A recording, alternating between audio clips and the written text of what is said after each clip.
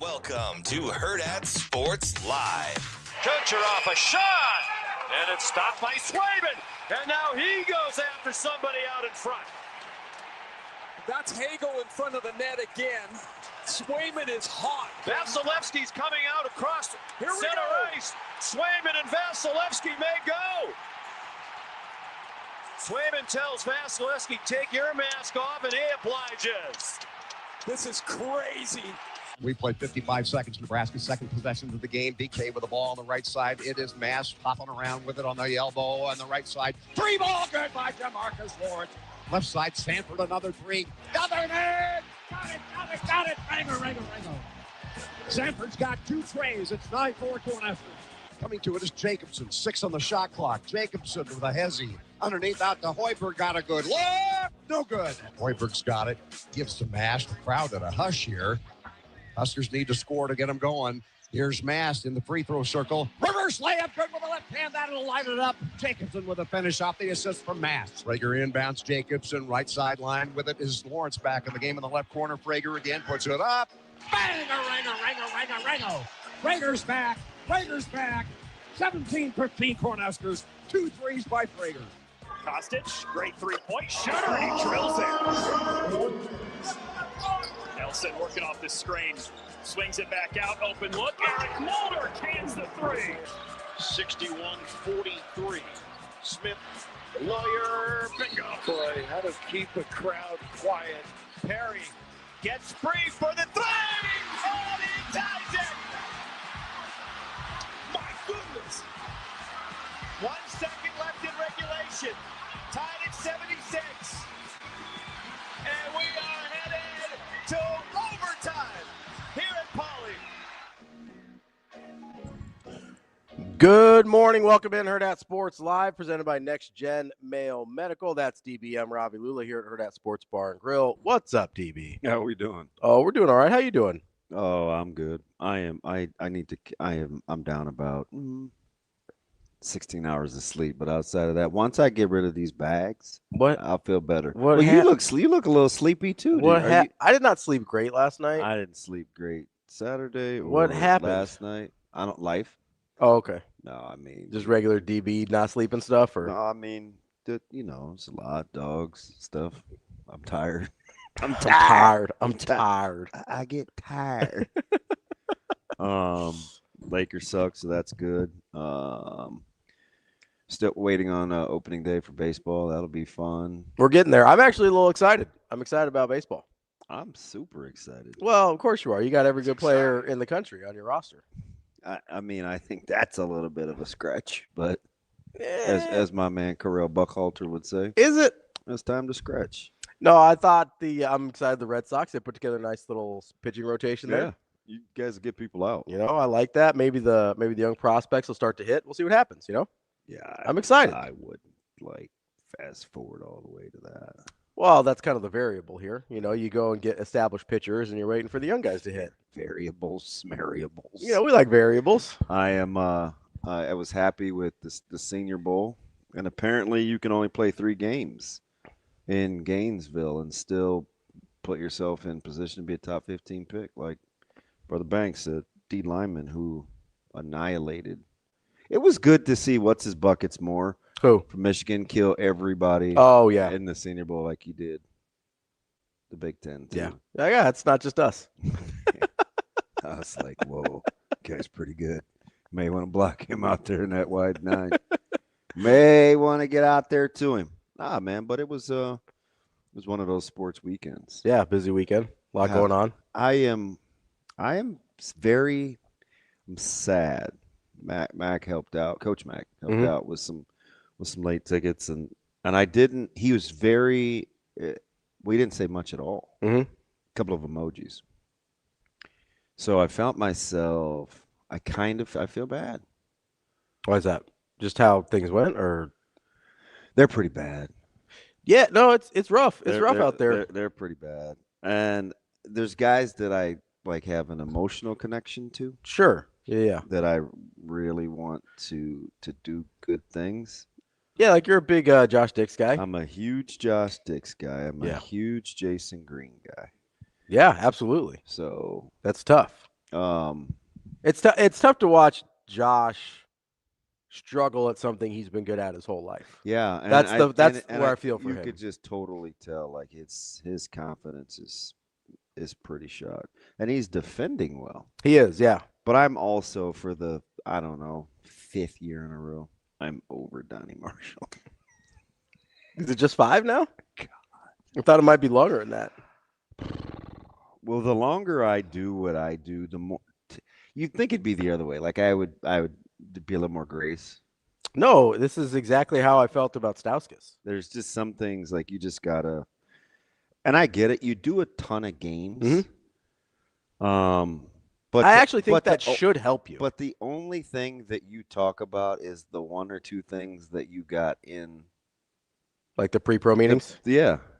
Like we I don't know what we're doing. I think so. Here's the thing that bothers me the most about it, right? And we don't have to do the broadcasting thing, but especially when you're Donnie Marshall and you do a ton of Big East basketball, that actually that should help your prep. Yeah. Right. You've seen multiple, almost all the teams multiple times. I would concur. Like it's harder to do a one-off where you're like doing a bunch of prep for one game. And you really get I get it. You get tested in blowouts. Lord knows. Sure. I would know. Yeah. It's harder. But because you can't you can't just like analyze the game because it's like, well, we're up by 30 here, so what are we gonna do? Yeah. It's weird. It's very, very strange. I don't. I mean, you guys shot 24% from 3. I shouldn't say you guys, but it's really tough. It's rough out there. It's really tough to watch. I mean, I've mentally fast forwarded to next year a little while ago. Yeah, I mean, I can tell in the group text because you've been upset for a couple months. Yeah, and I know. I don't know. It just seemed pretty early like this just they weren't going to be able to figure this out. Yeah, that's weird because I don't know. I think you'd have been a little, maybe not. It's a stylistic thing for me. It's part of the reason. I know people are like, well, they were 20-0, now they're 20-2, but it's part of the reason I was drawn to Nebraska early this year. Stylistically, they play a very appealing type of basketball. That has never been the case this year and for sections of last year early with Creighton as well. Like, just not a style of basketball that speaks to me in any way whatsoever. I'm going to ask you again, and I think your answer will be the same. Okay. Can Connecticut win a national championship? Yeah, I think so. Yeah. They can. I think so. I still don't totally know what to do with Illinois because without the Underwood part of the equation, I feel differently about them. I think you're going to have to get over that. We'll see. There is a type of team. That's a fast transition. But there are some similarities outside of Terrace Reed. Okay. To Illinois. Okay. Is the skilled long guys. Yeah, for sure. Obviously, Reed makes UConn a little different because he's a big cock strong. I'm not in love with solo ball. Solo ball. That's the question I should have asked because I do ask it once a week. Are you ready? Yeah. Is solo ball good? So if I say no, it makes it sound like I think he's bad. It's more I don't trust him to do what they need him to do. He's on like a little 3-week heater, though. No, he was still only – he was 3 of 7 from behind the stripe. I think he was 4-11. And I don't know his numbers off the top of my head. I'm just going by eyeball test here, so I'm going to look him up right now. I don't love the way it looks. Oh, yeah, that's exactly what I would have expected. Okay. 41 from the field, 29 from 3. Like that's what He's been much better the last 3 weeks. That's fine, but like the other part still counts, right? Sure, but you always want to be playing well when it matters. Absolutely, but give me another like month and a half and we'll see if he's still playing well. All right. So, should I to similar because I think the national media is now gravitating towards solo ball. Clearly, the national media likes Wagler. I am not just swimming upstream, but I've watched him a ton. I like Wagler. I don't love him. So it depends on like what status we're putting him at. That's probably a good. Oh, you're like the amazing Daniel. If we're going to have a conversation, we would like. I'd like to set the terms. I'd like to set context here. Okay, that's fine because I think that's important. Because if we're putting him in the – Do you know – can I just say this before you did? Absolutely. So on 2 different college basketball shows, Mm-hmm. they did blind resumes of top freshmen, and he made the list. I mean, I get his numbers are good We're this only year. doing 5. 5 is not enough to include him on the list. I wouldn't think so. But 10 probably is. Yeah. For freshmen. Even 8. Yeah, 7 or 8 is probably where. But I was like, really? So here's the thing. If we're trying to put him So in. that's. Totally understand. That's where my thing is. And I don't totally disagree. If we're looking at the top freshmen and we're talking about, hey, like Peterson and Boozer. I was thinking Kingsley, so I was kind of switching them. Ben Kingsley? No, from Houston. Oh, yeah. Flemings. Yeah, Kingsley Flemings. Flemings. Oh, Kingston. Why do I always want to call him Kingsley? Yeah, Kingston. I'm probably a big dude. Ben Kingsley guy.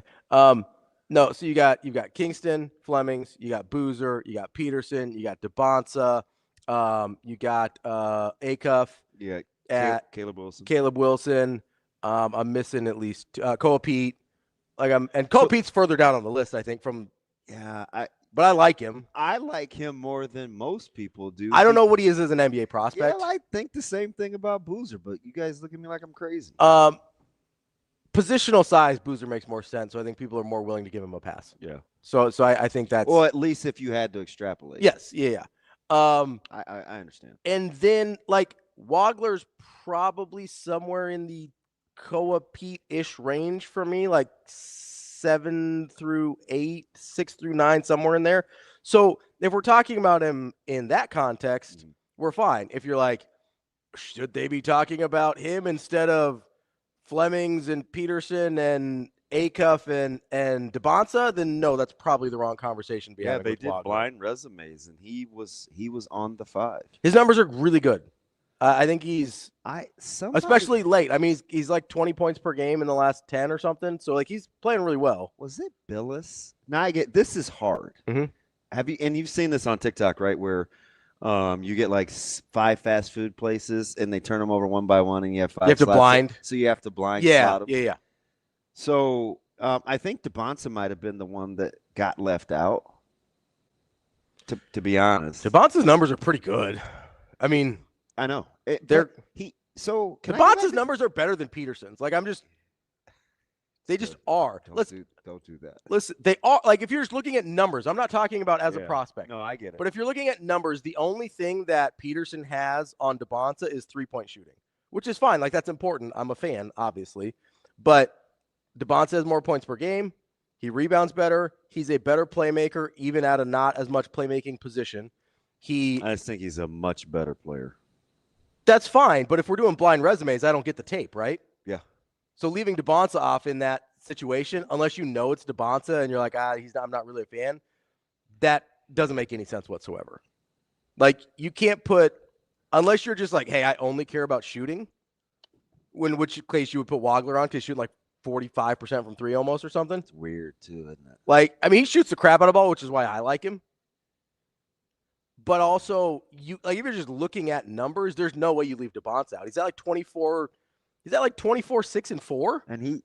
But he has those weird stretches where he just disappears a little bit. Yeah. There's a little. Listen, if you sit here and tell me little Andrew Wigginsy where he kind of floats through some sections of the game, I don't have a defense for that. That's actually pretty good count. Thank you. I just came up with that. That's pretty good. Athletic, similar profile. No, Wiggins is a better athlete than DeBonsa. Sure, but size-wise, positionally, both 6'8", 6'9". Wiggins is a freak. The float thing. Yeah, you just kind of float through games. DeBonsa isn't that athletically. No, not the same as Wiggins. As a matter of fact, for a top 3 pick, between he and Boozer, neither one of those guys are what I would call twitchy, bouncy guys. No, they're not and they're both going to probably be top 3. For sure. Yeah. I think they're further along basketball sense than some of the guys we look at in the past that have been freak athletes, let's take a flyer here. But no, I'm not going to put them in the category of the hyper elite NBA level athletes. All right, so we get you so eloquently or a sarcastic Richard face. Already? A couple weeks ago where you go, well, I have new information. Yeah. It's fluid. Can I change my mind? Which is your delivery. That's fair. Yeah, that's And pretty I close. was That's kind of pretty like, close. oh, that was a little much, but sure. Well, it's hard for you because you agreed with the sentiment, even if you hate the tone. Yeah. Which is sort of the story of this entire show. Yep. Oh yeah. I saw a thing that said 95% of couples problems or 5% of arguments are an actual philosophical disagreement. The other 95% is tone. Like how you said it. I mean, that's fair. I'm like, that's work. Is Kansas good? Is Darren Pearson going to play? Well, yeah. I think he's fine. He didn't. He's only played about half the time. I don't know what his problem is. I don't either. Like, he might just be waiting for. It would be different if his expression ever changed too. So that's kind of funny. Like, I'm having a really hard part. And this is like a little true serum here. The fact that he doesn't play very much is part of the reason I really struggle with him. I know. Yeah. Like, he looked really, really good in the first half, and then he's like, I can't play the last 17 minutes. And I'm having a hard time. Like, did we tweak the ankle? I didn't see anything. Like, I'm not trying to. Because I wasn't all gushy like those guys were during the broadcast when Kansas was on a heater. Mm-hmm. Like, hey, this Kansas team can win the Big 12. And I was like, they've played like this 2.5 times total all season. Like 2-3 times all year. Yeah. So I thought that, and they still have to defend. I'll be honest, that game made me think less of BYU than it did more of Kansas. So you weren't in on BYU, yeah, which is fine. I don't like BYU. And I started backpedaling the last week or so on BYU, where I'm just like, yeah, I don't think what I thought I saw early is actually going to be a thing. So I'm going to have to kind of do a little. All right, so I'm gonna do my best. I'm gonna circle all the way back because I started with UConn, and I went to some teams that I think are kind of trendy. By the way, I just need Florida to win like 4 in a row. Yeah, because they're good. They are really good. Is really good. Yeah, but then there was last 2 weeks. Yeah, then you lose to Auburn, and you're like, I don't think Auburn's very good. No, they're not. Yeah. You lose to Missouri, and you're like, I don't think Missouri's very good. Let me ask you something. Yeah. And this is a guy, you know how I feel about Illinois. Yeah. Does Illinois give you 6 in a row vibes?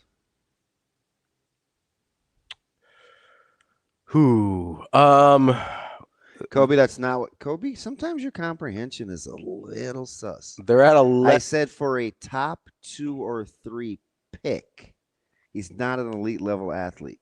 He doesn't have elite level athleticism. Yeah, we're talking about, and no one would disagree with that. We're already talking about like a very high level at that point, and then we're separating out. Not saying the guy is a below the rim player. But that's not how he doesn't beat you with his bounce. Yeah, it's not like Peterson can and does, right? Like there's a difference athletically between those guys. Like I totally understand what you mean. It's the same way when you say you don't like Wagler, I mean, like, you don't like him in the top 4, but you like him in the top 8. Yeah, so like that's a difference. I thought my athleticism comp was fair with Trey. They have similar movements. Which Trey are we talking about? He played at Creighton, and he was Alexander. Yeah. Okay, I don't know. You're like, there's Trey Young, there's Trey McGowan. Like, I don't know. I said Creighton. Oh, I didn't. I missed the Creighton. Maybe part. I did. No, I'm not gonna say I did. Okay. Jacob will go back and read that thing, and he's gonna say he did. If you did, I missed it. If Trey you didn't, Alexander. He gives me Trey Alexander movement.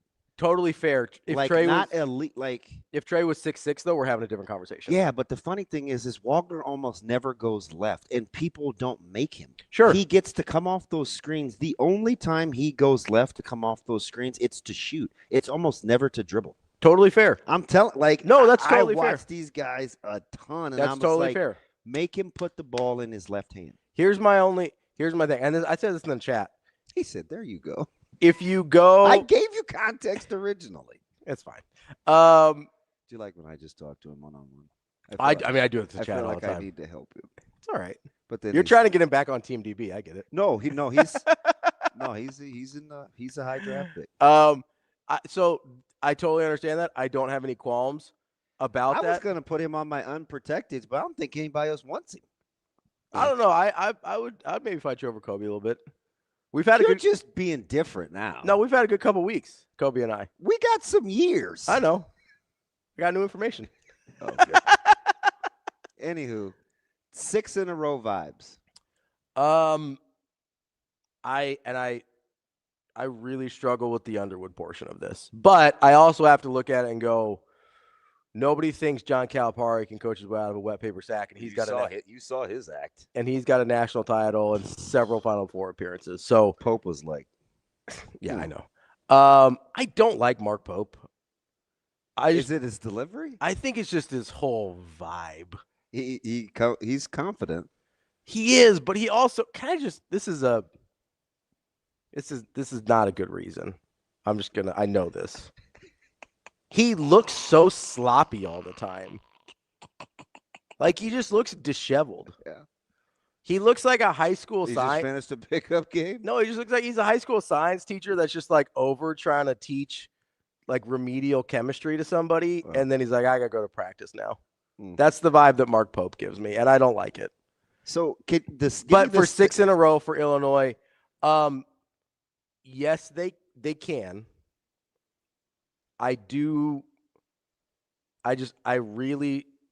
want to make sure they can defend at that level. They're bigs, like touchy. Yeah. Yeah. They're finesse. Yeah. They're super finesse. I do think they would need the benefit of at the highest level, like if you get into like past the Sweet 16. How many points do you think Duke versus Illinois? What do you think that game looks like stylistically? Would that be pretty basketball? Yes, yes, it would. You let Duke play like that? Yeah. Yeah. That's probably fair. I don't love Duke, but yeah. I don't either, but they play pretty basketball. They're good. If you could give me that in like the Elite Eight, I'd be thrilled. Although how early did you start on Saturday? Like watching games? Yeah. Did you catch any of the Virginia Tech? No, I didn't catch Virginia Tech. Yeah, so sometimes Duke just doesn't defend. Oh, sometimes they just don't defend. I caught like the last 12 of that one. Yeah. So that's the problem, but I kind of think the problem with Illinois too is you like, hey, are they going to defend at this level for 6 consecutive games? And I don't know if they will. I wouldn't. Their metrics are they're fine. Yeah. But when you watched them play, and I did say, I had somebody text me yesterday, hey, that was a heck of a first half, and right away I was like, I'm super concerned. Nebraska's not getting anything easy. Mm-hmm. It was long range heater threes. Yeah. Right. And so that was a super pause for concern because they weren't getting anything around the rim. That can sustain you for a minute, but at some point that has to open up the easier stuff, and it just never did for Nebraska. And what they end up shooting, was it 42%? Because from the field? Be honest. Don't look. Okay. Oh, shoot. I haven't. What did it feel like Illinois shot from the field? Just shy of 50, probably. Yeah, they shot 44%. Okay, it's a little lower than I would have thought. That's significant, though. Yeah, there's a big difference. No, but between 44 and 48, yeah, for sure. Yeah.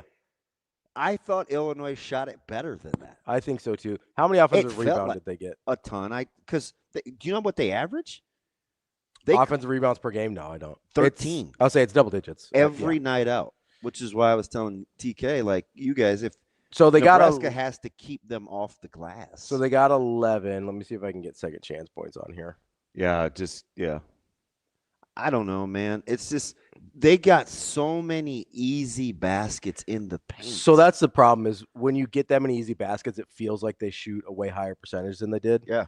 And also when you have like Wagler kind of hit a heater late, or like there was a stretch like mid-second half. Yeah, he had 23 in the second half. Yeah. Like 8 of those were free throws, so like whatever. But you like that Herky jerk? I just don't. There's just something about his game where I'm like, he's good. I don't know about like running my team. He definitely needs work as a point guard. Like if I could convince him, hey, And to his credit, he's a freshman, and he's learning to play without Kylan. Yeah, I was saying, and There are some Illinois fans that think they're better without Kylan, and I'm like, careful. No, careful. So here's what I think the ideal scenario. I don't love Boswell, but you're better with him when those two are going together. Here's what I think would be the ideal scenario for Illinois.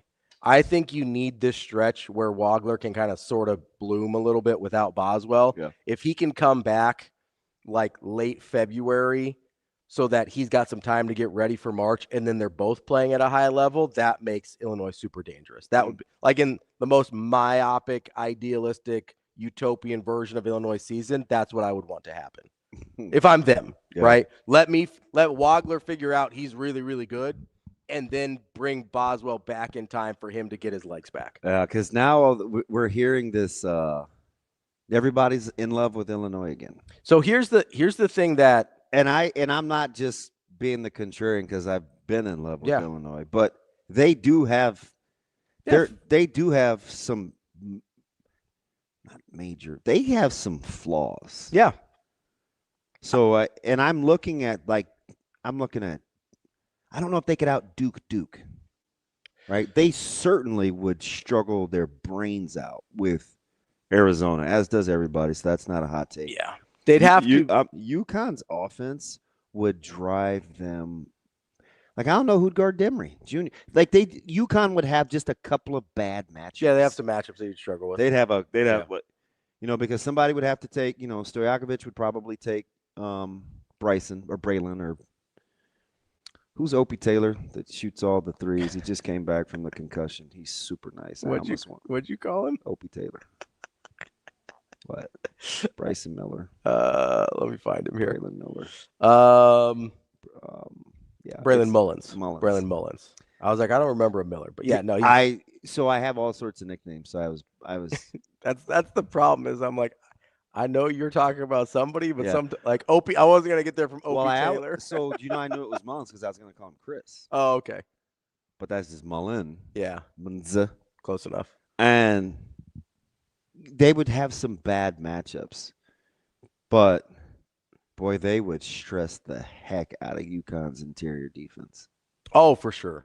That's the problem with most teams with Illinois is they're so their skilled bigs are actually probably a little tougher than people give them credit for. Is that fair?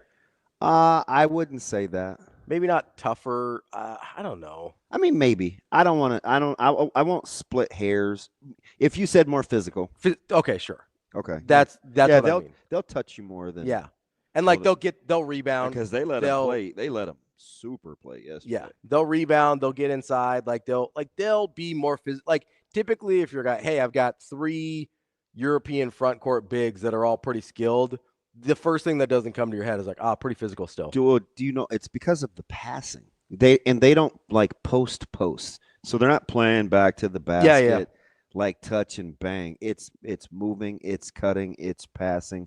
And then all of a sudden they get these easy it's like they get these hard diagonals and guys just dash and it's like, oh, he's open. Yeah, it's kind of a dive, seal, move. So the way they play is no, they play. I mean, especially for my eye, they play a super appealing style of basketball.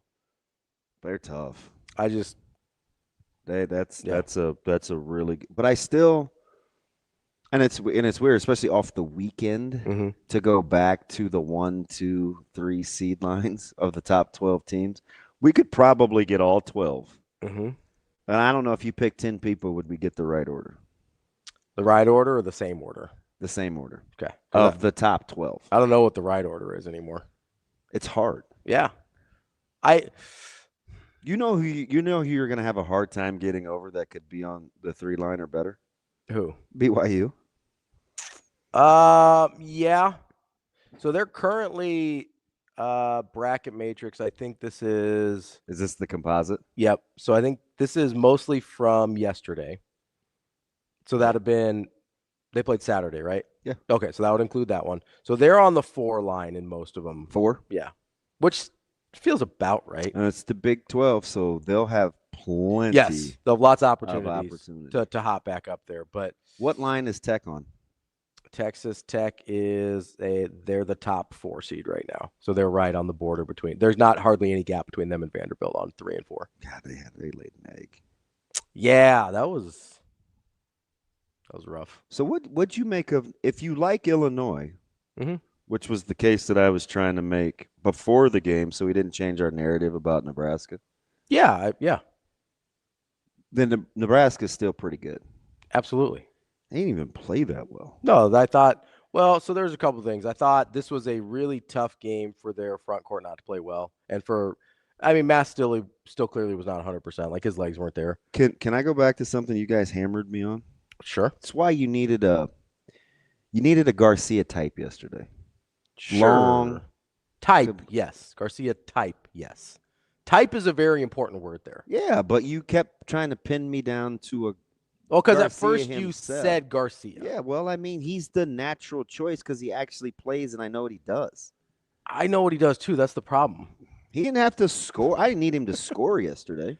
Fair. Yeah, you needed some physicality. Yeah. That's and totally his fair. length. Yeah. I think not Leo Curtis. I think Jared Garcia type is fair. I don't think he's a good enough version of that type to be super helpful to them in extended minutes. I said something 3 weeks ago. I want to know if it makes sense now that you actually watched him. Okay. If you're Stojakovic, why do you shoot threes? Oh, no, I understand. I talked to Evan a lot, right? His shot selection would drive me up the wall. Yeah, I talked to Evan a lot, right? Like, I'm fully aware that Stojakovic should not be shooting that rock. Gosh. Just put it on the deck. I said something about Berke yesterday. Because he's I kind of agree, BG. What do you say? I'd like to have seen Garcia. Yeah, with the way that I thought Mast was struggling, like in terms of just his legs and stuff, it wouldn't have killed me to, maybe play some Berke at the 5 and Garcia at the 4, see what happens. You did not get the good Buchton gel that we were hoping for. No, you didn't. He really struggled. And did the 3 give you hope though? No, I actually hate it when he makes a 3 early because I know there's more coming then. What? That's the word. Like, here's the thing. He's what, like he's in the 20s on the season, right? Yeah, like 7%, 27%. So here's the problem. If you're below like 34% from 3, and I'm your opponent, I hope you make an early one. So early, how about, was it Nick? Yeah, it had to be because he's the analyst. He's like, yeah, he's open for a reason. Yeah. I was like, ooh. No, Berke is 100% open for a reason, guy. Yeah. He just is. He only shot 3, so that's fine. Problem is Nebraska doesn't get to the stripe enough. So if you ask me why what's the one thing that the first thing I would think of to keep them out of an Elite 8 run, they don't get enough easy baskets. Yeah, there's no freebies. And they don't get to the line enough. Yeah. So, I mean, that's something they're going to have to that's something they're going to have to figure out. I think that's one of. And you had 62 possessions, and on 27 of those you scored. I think that's one of the biggest differences when Mast is healthy and playing well is when you initiate offense through him. I do think that opens some things up to get easier looks. Yeah, so I'm not. Of course, I'd like him to score, right? Yeah, I don't. Yeah, but I don't care about that as much. It's where the offense is initiated from. Like, you need a couple buckets. Like, you need some, obviously, right? Like, if he's on the floor and plays that much, like, you need some scoring out of him. And he does give you a different look. If you're going to play that real stretchy zone. If he can shoot threes and he's initiating offense from the top of the key or the wings, that makes it really tough. Makes it really challenging. That's tough because that back line for Illinois is really long. Yeah. So if you can bring them away from the hoop, that gives you a lot of advantages there. It's a nice little wrinkle. Although they look like a team that didn't play it a ton at first. Sure, yeah. Because you were losing wing shooters. Which I appreciate that they kind of stuck with it. Yeah. Like, it's really easy when you're doing something, especially zones. For whatever reason, like, people get scored man-to-man all the time, and they're just like, oh, we're going to figure it out. You get scored in a zone like twice in a row, people are like, bail. Yeah, and the thing about it is, and like I said, I'm not like, well, duh, it helps if Mass scores. But when Mass is good initiating offense out front, who almost always looks better with him? Berke does. 100%. Yeah, absolutely. Like, that's, for me. That's why I gave Berke the pass against Michigan for kind of struggling. Because I was like, he's a different player when Mass is out there. Yeah.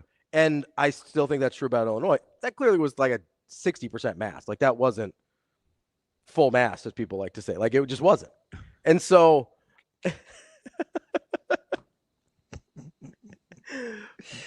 I missed that one. But the ability for Mass to draw out, especially with a team like Illinois, where you've got that much length on the back end, to draw some of those guys out gives, like, how many times did we see somebody drive to the hoop and get swatted or get cut off and just not get a good shot up? The only guy that seemed to have a good sense on being able to use his body and get a shot up was Hoiberg. Yeah. Like, he did a really good job of that late. No one else the entire game, whether it's Berke, whether it's Mast, whether it's Frager, Jacobson, I think even Pryce didn't really. Pryce had a couple that he struggled with. Although Jacobson will give you some, he's kind of a left wing, obviously being left. Yeah. His dominant hand, but he'll at least get downhill. Yeah. I just didn't feel like anyone besides Hoiberg was comfortable getting a shot off inside of like 6 feet. Yeah. The entire night, which is weird because he's the smallest of the entire group, but really good using his body to create space. He's got good change of direction. He does. And he's very strong, so he can create that separation. So the thing that I think is a little bit of can be why you need Boswell back. If I'm an Illinois fan, you're not very athletic in the backcourt. I don't think for explosive guards. Okay, so if you're facing like 4 of the top 6 teams in the country, if you're facing Darren Peterson. Yeah, I mean, everybody has trouble, but I mean, for the top 6, they're not in the top 6. I'm saying, okay. Whether it's UConn, Wagner's going to get you from Arizona.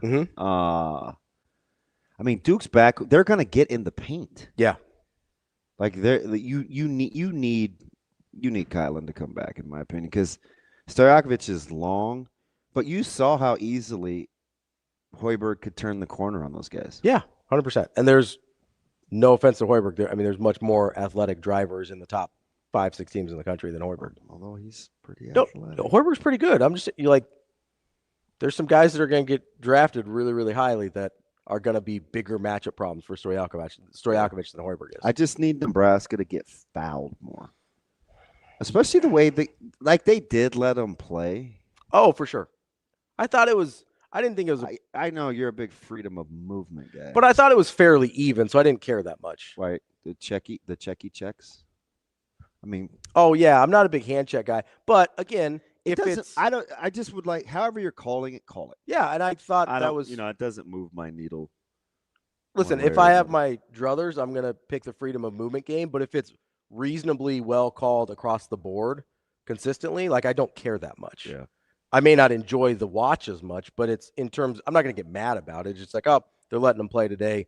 As long as it's consistent, I don't really care. And I thought it, for the most part, was. Like, I didn't really have a problem with the officiating. So I think the team that we're forgetting about that is, I think, pretty outstanding. Who's that? Houston? No. Okay. We never talk about them. Although they have one player that I've fallen over. Who? I'll give you one crack. Okay. Oh, I thought you were going to give me a hint or something. I was just waiting. One crack at it. All right. We don't Iowa State. Correct. It's a good basketball team. It's a very good basketball team. When they're rolling, I mean, they can score now. Early in the year, they can shut your water off. Early in the year, I thought they might be the best team in the country.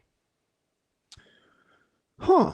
Like, I don't know if I ever thought that. I probably wouldn't have been like, ooh, you dirty hooker. I was early when people were fawning over Michigan and deservedly so. I was like, hey, Iowa State's kind of funny. After what Nebraska did to them, we all of a sudden don't think Michigan's still really good. Michigan is one of the top 2 teams in the country.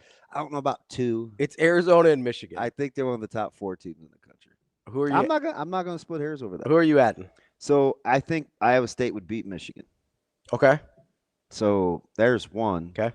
And Michigan would have a really hard time defending Duke. Duke, okay. They're bigs. They want no part of Boozer. Okay. That pick and pop, like those guys. It's the kind of team that would give Michigan problems. Now it's a matchup thing because again, I'm not. I don't. Yeah. No giant chub over Duke. It's just. I'm looking at matchups. So I generally try not to look at individual matchups until I know what those are going to like. Until I see if the you field. could stomach K-State's uniforms, did you watch what they did to them? Yeah, I did. But that was one of the most heinous, uni combos I've ever seen in my life. It's not, you know what I mean? Like, if you want to go with the periwinkle, that's on you. That's fine. Is that the correct color? That's what I'm going to call it. Periwinkle? Periwinkle. Perry. Yeah. As in Mason. Yeah. Perry. Or who's the cartoon that Caleb used to rock with? Perry. Who killed Perry the platypus? That's going to be outside my wheelhouse, man. God, he had the annoying sister with the long red hair. We'll look up Dr. Evil. We'll look up Perry the platypus. See what we got here. Another vacation. Perry the platypus, fictional character. Good to know. It's my own problem and my finding a good way to spend. Also known as Agent P. What are we in? What's the cartoon? I'm looking. I got nothing. Phineas and Ferb. Yes. All right, he was a big Phineas and Ferb. Oh, that's a funny cartoon. I've never. I don't remember the characters, but thank you, Stephen. Well, actually, yeah, I've never seen Phineas and Ferb. I'm just gonna be honest with you. Did you see what A-Train said? I did not. What did he say? Perry's Winkle is part of the color wheel of a certain color wheel. Look, this is Periwinkle. Is that not the color of their jerseys? Yeah. I'm not disagreeing with you. I just didn't know it was Periwinkle. Periwinkle. Periwinkle? Sarah Moylan. I'm tired. I get tired. Periwinkle. Yeah. No, but to do that with the black shorts or whatever color those, like, that was tough. What are we doing, man? Just go, like, if you're going to go Periwinkle, let's do the whole thing. So, Kel Jam asked a question. Shane bold that because I heard this a lot. Rico, what do you mean? How do I not know Phineas and Ferb? It'd be more concerning if I did know Phineas and Ferb. I don't have kids, and you choosing violence with Suave this morning? None of my nieces and nephews are of an age that it would make sense that I know that show. I'm gonna have to put my glasses on. Might be one of those mornings. Elite cartoon. I don't watch a lot of cartoons either, Rico. Like, it's not part of my world. Shane, I almost screenshot you my viewing options for my television. Back in the day. You know how they give you suggestive hints? Yeah. Like 6 of the first 12 are cartoons. Back in the day. Even now, Thundercats has now made an appearance. See, now that's an elite cartoon. Yeah. I was just reading comic book number 2 the other day. What are the odds? Yeah, no, right? Kel asks, why does it appear? Well, he's playing it off as fact. I'll read it how he wrote it. Okay. Shane, Kel Jam 101. I need you to bold it, bro. You know I can't read. I got it. Oh, I can do that too, can I? Yeah, I think so. Ravi, DB, I have a basketball question. Why do refs call more fouls in the second half than in the first? They're actively trying to make the game unwatchable? I don't know, are they? It does get bogged down. I mean, don't get Jay Billis started. Holy smokes, he needs a new bit. Yeah, I think there's a couple things there. So if you're just going by the numbers, if a game is relatively close, you're going to have a bunch of fouls at the end, so like that's going to skew the count. Right? So that's a pretty simple, practical answer. I don't know that people understand sometimes refs will also make halftime adjustments. Good point. Like they'll go in, they'll sit, they'll be like, how do we think that went? They'll say, hey, maybe we let it get a little looser than we wanted to. Let's tighten up in the second half.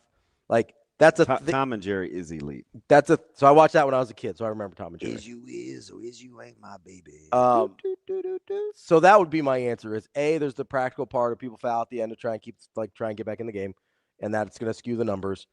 B, I do think refs make halftime adjustments, and sometimes they're like, hey, things got a little loose. We need to tighten it up. I think it's pretty simple. Now, I like stylistically, if you like watching that or not, I can't really speak to that, but I think that's typically what it happens. All right, so or maybe a coach got in their ear and they don't have time to think about it in real time, but they kind of file it away for halftime. Like that happens a lot. Like the number of times that a coach will grab a ref like for 30 seconds as they're walking off the floor for halftime, it's almost every game. God, who just got the $50,000 fine? It was NBA, I think. Had to be for that kind of scratch. Oh yeah, for sure. I don't even remember. Like, did college coaches get fined for ref stuff? You don't hear about that much. I'm just here so I don't get fined. Maybe they don't publicize them, but like it anyway. Sorry, go ahead. I have an irrational love for him, as you know, Shane. Oh, that's understandable. Now this is a better question, KelJam. What is it? He says, follow up. When will? Oh no, there we go. When will? Stop. I appreciate you guys commenting. It just kept messing up what I was putting on the screen. They just keep. Yeah, I was just like, oh, another one. Follow-up question: when will men's college basketball go to quarters to make the end of games watchable? I'm telling you, man. That's a good question. I've been hammering that for. That's a good question. It's the only version of basketball that does not play quarters. I know. So stupid. That's a totally fair. And I keep having to hear about the inventory market, the commercial breaks. Like, newsflash, work around it. Also, there's a version of this where you get more commercials out of quarters than you do halves. And you won't have to go like sometimes 6 minutes with the under 16. Well, the whistle doesn't blow. Where you go like, hey, we've got to get this TV timeout in. And then, so like the whistle doesn't blow for, let's say 6 minutes. You get to the 14.5-minute mark. Yeah. And so you didn't get your 16 timeout in. And coaches would definitely have to change how they coach on the fly, though, because they coach in those 4-minute spurts. Oh, 100%. You could probably divide it up into. That would be it. So that part would be really interesting to see. Yeah. Them have to maneuver. Can I say that's one of the and you bank on that timeout too. Oh, for sure. You also like that's you kind of ration your timeouts knowing that that's coming. Yeah. I will say that's one of the biggest things. If you see somebody like every once in a while at the level of basketball I coached at, you'd see guys that came down from like assistants at D1s or whatever. There was one guy that I think was coached at like Drake back in the day. And so like back in the day. So you had, and he was told you about that art thing, right? Yeah. Number disconnected. He was coaching at like Dakota State or something. So he'd been there for a while, but like they really, really struggle when you go to an NAI game or something and you don't have TV timeouts. Mm-hmm. Like sometimes their game management really struggles because they just don't know what to do. Yeah. Because it's something they've been used to for so long. So, like, I do think it would be an adjustment on the fly, but, you know, if you're a good coach, you can figure it out. If you're already bad at time management, well, that's probably not going to help. Can we do an exercise now? I love to exercise. All right. I'm going to start with 15 and work my way down. Okay. 15 teams. All right. And 15 teams. In men's college basketball? Yeah. Okay. You ready? I'm ready. Can Kansas win a national championship? Unpopular, I say no. Vanderbilt.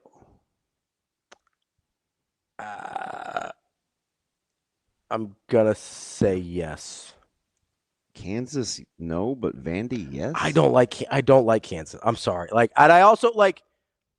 Hot take. I do not believe Darren Peterson's going to play 6 games in a row because I don't think it's happened yet. So now, if you said that, like that's a lot of what informs how I feel about Kansas. Okay. Is I do not. Can BYU win a national championship? I am out on BYU. As a national title contender. Can Florida win a national championship? Yes, they can. Can Michigan State win a national championship? No. Can Nebraska? Yes. Can Houston? Yes. Can Purdue? I will say yes. Can UConn? Yes. Can Illinois? Yes. Gonzaga? Yes. Iowa State? Yes. Michigan, Yes. Arizona, Yes. Duke. Yes. Do you know what's funny about that? What's that? You're still at 12 teams that can win a national title. They're just a little different. Yep. Yeah. But you've said that for. Yeah, I've been right at 12 pretty much all year. Huh. Like I've been pretty much I kicked 10, 11, 12. I kicked BYU out. I added Vanderbilt.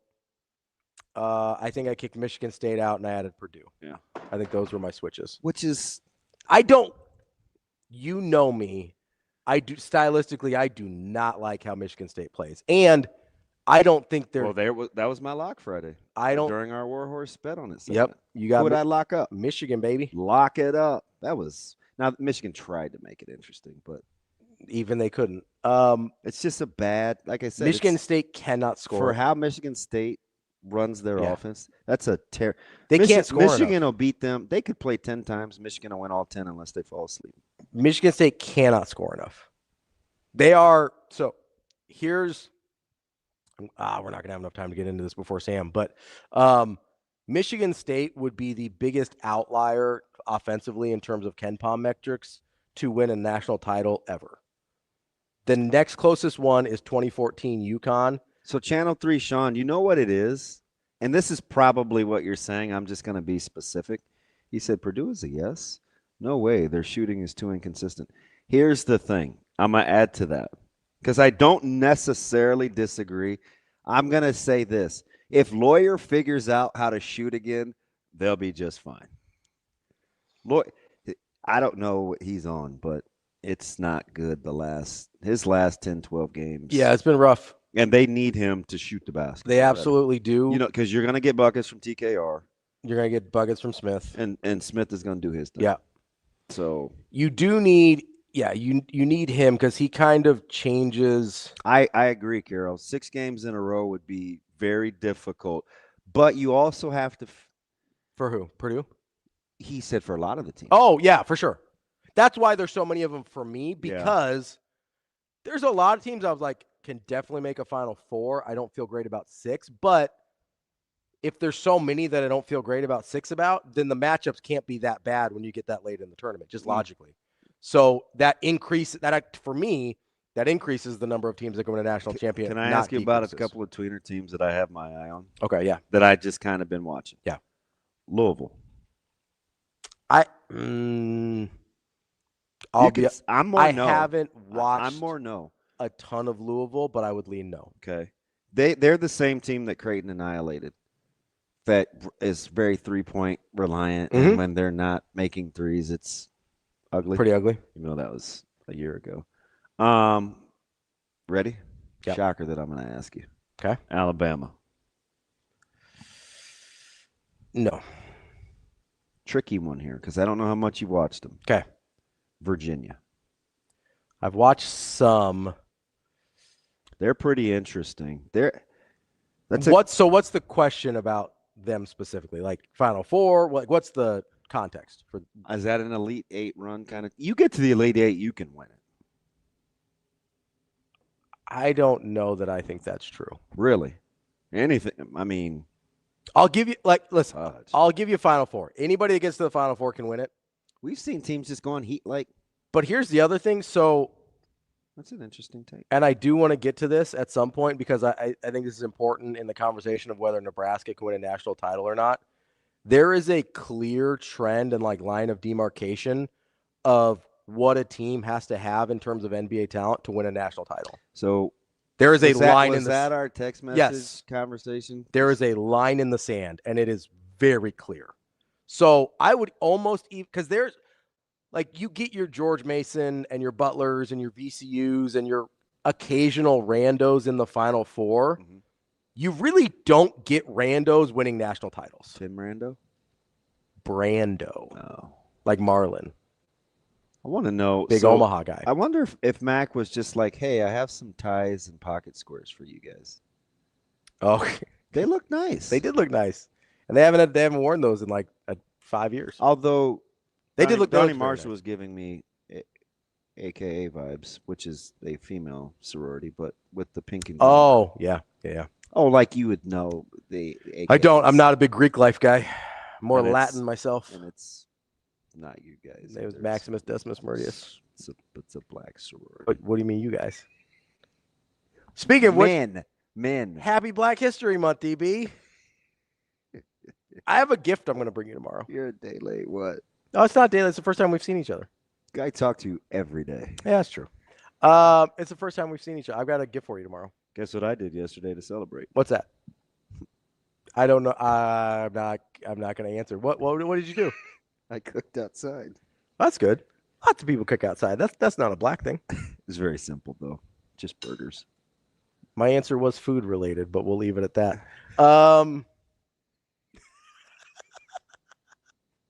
After Sam, though, I do want to get into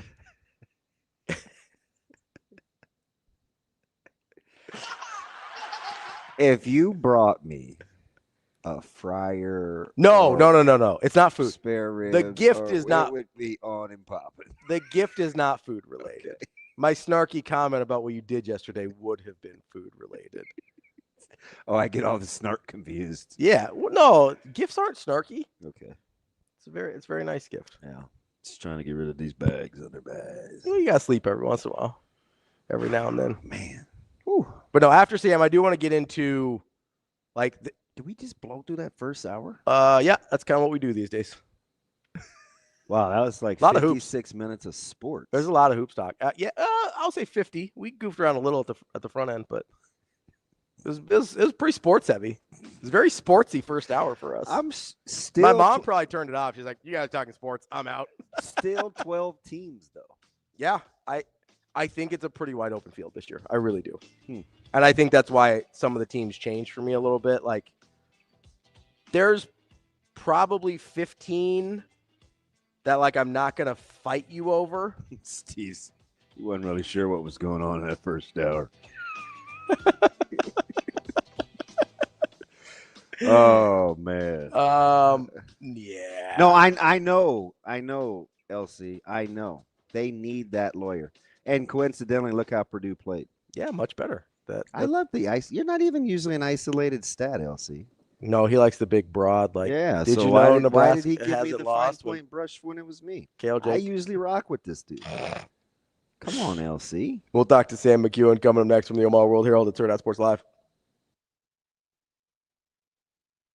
You know, I thought their length in the paint bothered us. It took away some of our cutting. That I thought early we curled, we got in there, we made some plays, we sprayed it out, and had some really good looks. Obviously, we got into a really good rhythm late in the half, and second half, we couldn't get those same looks. And I thought we had some good looks early, but and listen, that team's playing as well as any in the country right now. That's 11 in a row, I think, for them. Give Illinois credit. They're playing really good basketball right now. To me, the game came down to our inability to finish off possessions, and they were really controlling tempo.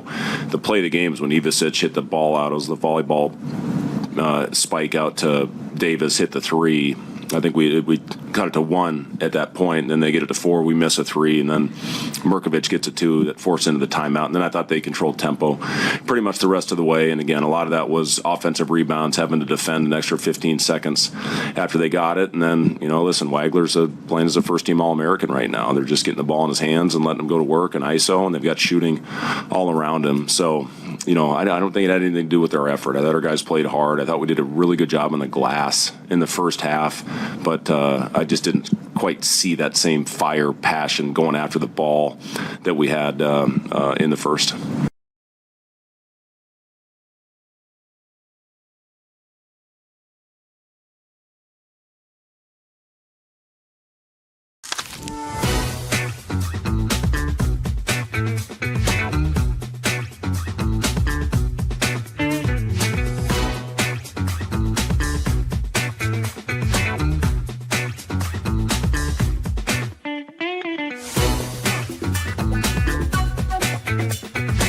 Well, I mean, we were plus 13 on the glass. I thought we really offensive rebounded it. We took care of the ball. We had, I think we had like 5 early turnovers and 3 the rest of the game. We were sharp with execution. We did a good job in transition offensively to get some more opportunities. Like if you play high level, you play elite level offense. You shoot 54% from the field, make 16 threes. You're plus 13 on the glass, and you hold a really good offensive team, like a really good offensive team, to 40% from the field at home, and the 3-point line defense we played. I mean, that's bulletproof basketball. Like when the 23 and 24 teams, we played elite offense, we played elite defense, and we rebounded the ball dominantly. So there were a lot of games like this with those teams, and that's why I'm not comparing this team to those teams. I mean, we got a long way to go before we're championship caliber.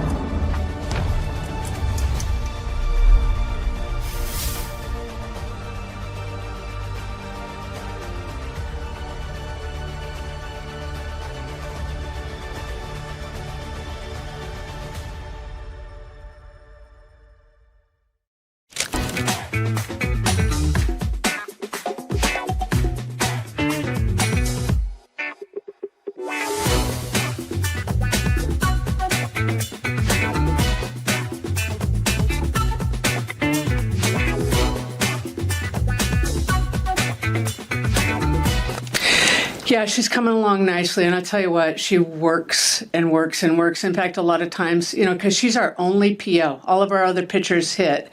And so, there's times she's over doing sprints on her own, or she's doing mirror work, or she's just doing something that you have to actually pull her back because, I think she felt like she was so far behind that she thought, I've got to do more, but she's really got to pace herself. But I think that she's gained a lot of confidence, and she's comfortable on the mound again. So it's really nice to have her back in our arsenal. I feel good about our pitching staff. I feel like we've got a lot of pieces.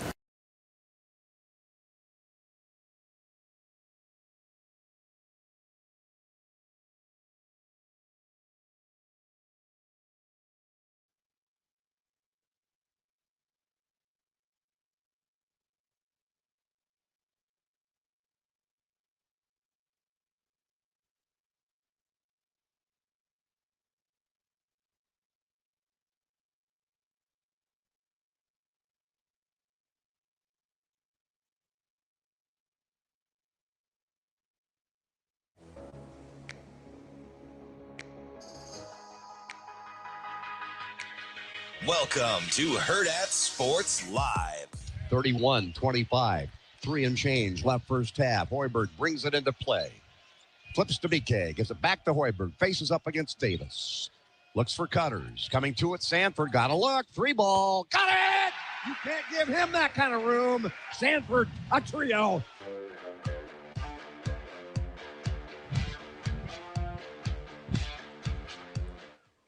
Welcome back, Hurrdat Sports Live, presented by NextGen Male Medical. That's DB. I'm Ravi Lulla here at Hurrdat Sports Bar and Grill, reminding you next week, just 10 days from now, actually 9 days because I'm good at math, Glow Big Red begins at noon, February 11th, and concludes at noon on February 12th. Go to glowbigred.unl.edu to make your gifts, and it's your way to support your favorite parts of the university, whether it's scholarships, colleges and departments, Greek life, Husker athletics, whatever it is on campus, you can direct your gift directly to that, so it goes to the place that you care about the most. And for every $75 gift during the Glow Big Red event, you will receive a Husker canvas tote bag, just like the ones DB and I showed you yesterday. That smells like burlap. Smells like canvas. I don't know why you get cut up on the burlap.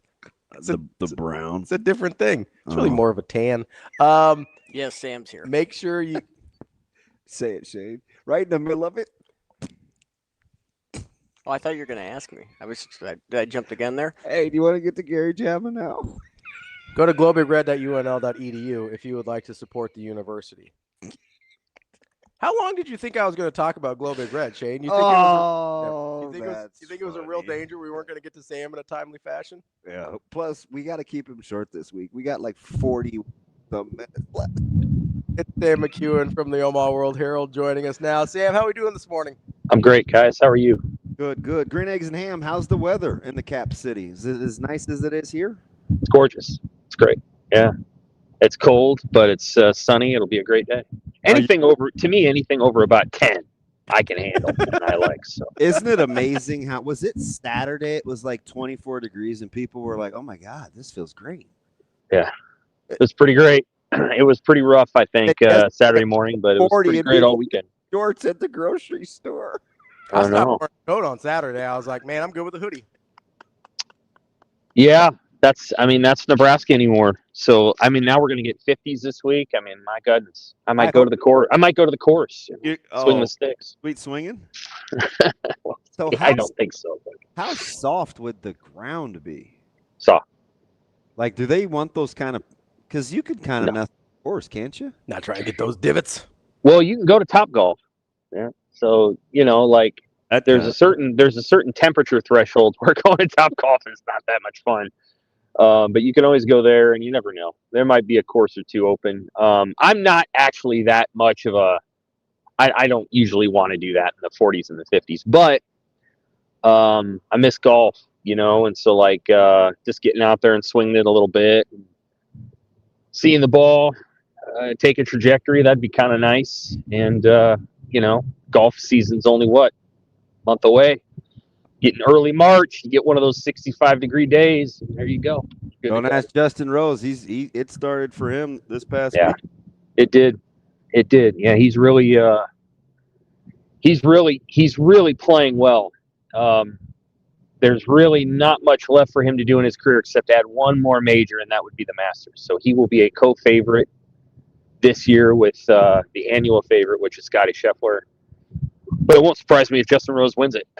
You don't want to peak too early. Like in the golf world, he's peaking pretty early. So now you don't want to. He's got to hold off till April, right? Correct. I can't remember. I think it's going to be April for the Masters this year. He'll be a co-favorite. I don't think Rory will. I think Rory will go there and just sort of play and be good, but not win it. It'll be Scheffler and Rose. I'll probably be in the last group on Sunday in the back nine. So it's gonna be a really good season. You got Koepka back in the PGA Tour, that's good, and you got some young players. You got Spieth is finally healthy. For people who love Jordan Spieth, I don't love him, but I do like when he's good because the game is better when he's good, and I think he's gonna be back. So that's it's gonna be a good season of golf. It's gonna be more competitive than it was at times last year when Scheffler just mowed over everybody. Sam, is there any part of you that wishes golf had like an earlier, whether it's a major or not, like an earlier big time? Like tennis gets 3 weeks into the season, they play the Australian Open. Like they're just like, hey, we're doing this right away. Like, is there any part of you that's like, hey, it'd be kind of nice if there was like a big golf event before April? It'd have to be down in, where the Australian Open is. So they would have to establish something in the Southern Hemisphere that was weather allowable. And I'll be honest with you, Australia has never really been a major golf destination. I'm not exactly sure why. There are some. Go ahead. I'm gonna say you'd have too many poisonous animals. Have people getting killed on the golf course by bird-sized spiders. Right. I don't think you could do it in Hawaii. I think the infrastructure out there is such that you can't get a major crowd. You maybe be able to do it in Australia, but then you'd be competing with the Australian Open, which is sort of their signature event. And so I don't know. Like that's a good question. I don't think you can go much. You can't go really into March unless you're willing to play in Florida. And for people that have followed this a long, long time, well, they used to have the Players' Championship in March, and they moved it. So they moved it because they didn't feel like it was getting enough whatever. So now that tournament's been moved back, and so the Masters starts it, and then I feel like it's the Players' Championship, then the PGA, then the U.S. Open, then the British Open, and it's all sort of contained within that tight period. I actually, and I don't think any golfers miss it, but I miss the as they used to call it, Glory's last chance or whatever, with the PGA being in like late July, early August. But I think the weather is so brutal wherever they would have those that I think they just decided that having the PGA in May is preferable to where it was. But I used to like the PGA being in August, right when you went back to school. That'd be like you watched the PGA Championship and then you went back to school, whether it was high school or college, and that's gone now. I want to start a little off the beaten path, but go to Nebraska women's basketball. Secrets of without Potts coming back, Nebraska their way along. Grinder of a couple of really play this Michigan and Michigan State. I'm not even gonna say stealing. What is Coach Williams doing these next 3 for you to take the tournament discussion? Well, you were cutting out a little bit, but I think I know what you're asking, which is, how are they going to go through this really hard stretch and, play well, but also, get in the NCAA tournament and kind of punch that ticket all the way. Okay, so, I think they kind of knew that Potts wasn't coming back. They probably knew that for a while. She'll be back next year, and so the chemistry is good in the program. Jessica Petrie being out didn't help them because she can help with a lot of different things. But what I'll say is that I think I'll atomize it a little bit here. What you hope is that you can go to Michigan on Wednesday and you can catch them tired and distracted because they beat Michigan State on Sunday in a huge, very long game. Nebraska does not match up well with Michigan. And so if you were going to ask me before the season, what's the hardest matchup on Nebraska's schedule, I would have told you UCLA and then Michigan. And so I don't anticipate them winning on Wednesday. But maybe you catch Michigan in a moment and you get up early and you're able to kind of hold that lead. But otherwise, Michigan's a pretty darn good basketball team and a team that I fully expect to be, in the Final Four discussion. And that may be in the Final Four, but right there. After that, I actually think Nebraska can win some games, but they got to go win them. They got to beat Maryland. Maryland's not very good. And by that, I mean they're going to the NCAA tournament, but Nebraska's not intimidated by Maryland and has beaten Maryland several times in the last several years. So they're not intimidated by Maryland. Then you got to beat Iowa. Iowa's not a top 10 team. They're ranked in the top 10, but they're not a top 10 team. They've done a nice job of playing, and I'm not trying to rip Iowa. I have a lot of respect for Jan Jensen and what they've gotten done there. Obviously, the injury will not help them to Taylor McCabe. I mean, she was a huge part of their team. So that really up, though. It hurts them. It hurts her. It hurts them. So there's wins on the schedule. They just got to go win them, and they got to hit shots, and they got to compete. Ohio State has one great player. And they got a couple great players, but that player went off last night. Nebraska was not able to slow her down. 3 was she? That little mini solo run she went on in the fourth was still. It was, and historically, when teams clear Nebraska out and they just let a point guard, Michigan State used to do this for years. It's hard for Nebraska to match up, and it is what it is. I think this is a pretty good team that if they can get in the NCAA tournament, they might surprise a few people because they've got some depth. But it's a really, really good and a really hard league. And I think Amy's finally recruiting at the level that you've got to be sort of a consistent Sweet 16 team. And you're going to see the team get better and better and better. It's just too bad Potts got hurt. Like, Potts was a big part of that, and she got hurt. So now she'll be back next year. But the roster is there. I think they're recruiting better, and they've got all the pieces. Got to hit shots. Got to make plays. I don't know. I know I'm just kind of giving cliches, but the reality is they're just maybe a slight cut below about 7 teams in the league, and those are some of the teams they got to beat here in the next 3 weeks, and actually think they will beat 1 or 2 of them. They probably got to beat 2 to make the NCAA tournament. They got to get to 19 wins. That's what I guess. Dan, let's move over to the men's side of things. Obviously, the takes their first 2 losses of the season since we've talked to you, with kind of the situation that was existing in, and then has your on Nebraska basketball changed at all? What do you think now that you didn't think a week ago, if anything? Well, I think my opinion really hasn't changed on their ceiling. Their ceiling does also require the full health of everybody. So we kind of saw what Nebraska's like this week when they don't have 1 or 2 of their key pieces either available or at full strength. And that sometimes is, Rick Mass wasn't at full strength on Sunday. It wasn't, it just wasn't the usual Rick. If he was at full strength, and he might be after a week's rest, I think they probably go to overtime with Illinois, and it's a typical Nebraska-Illinois game.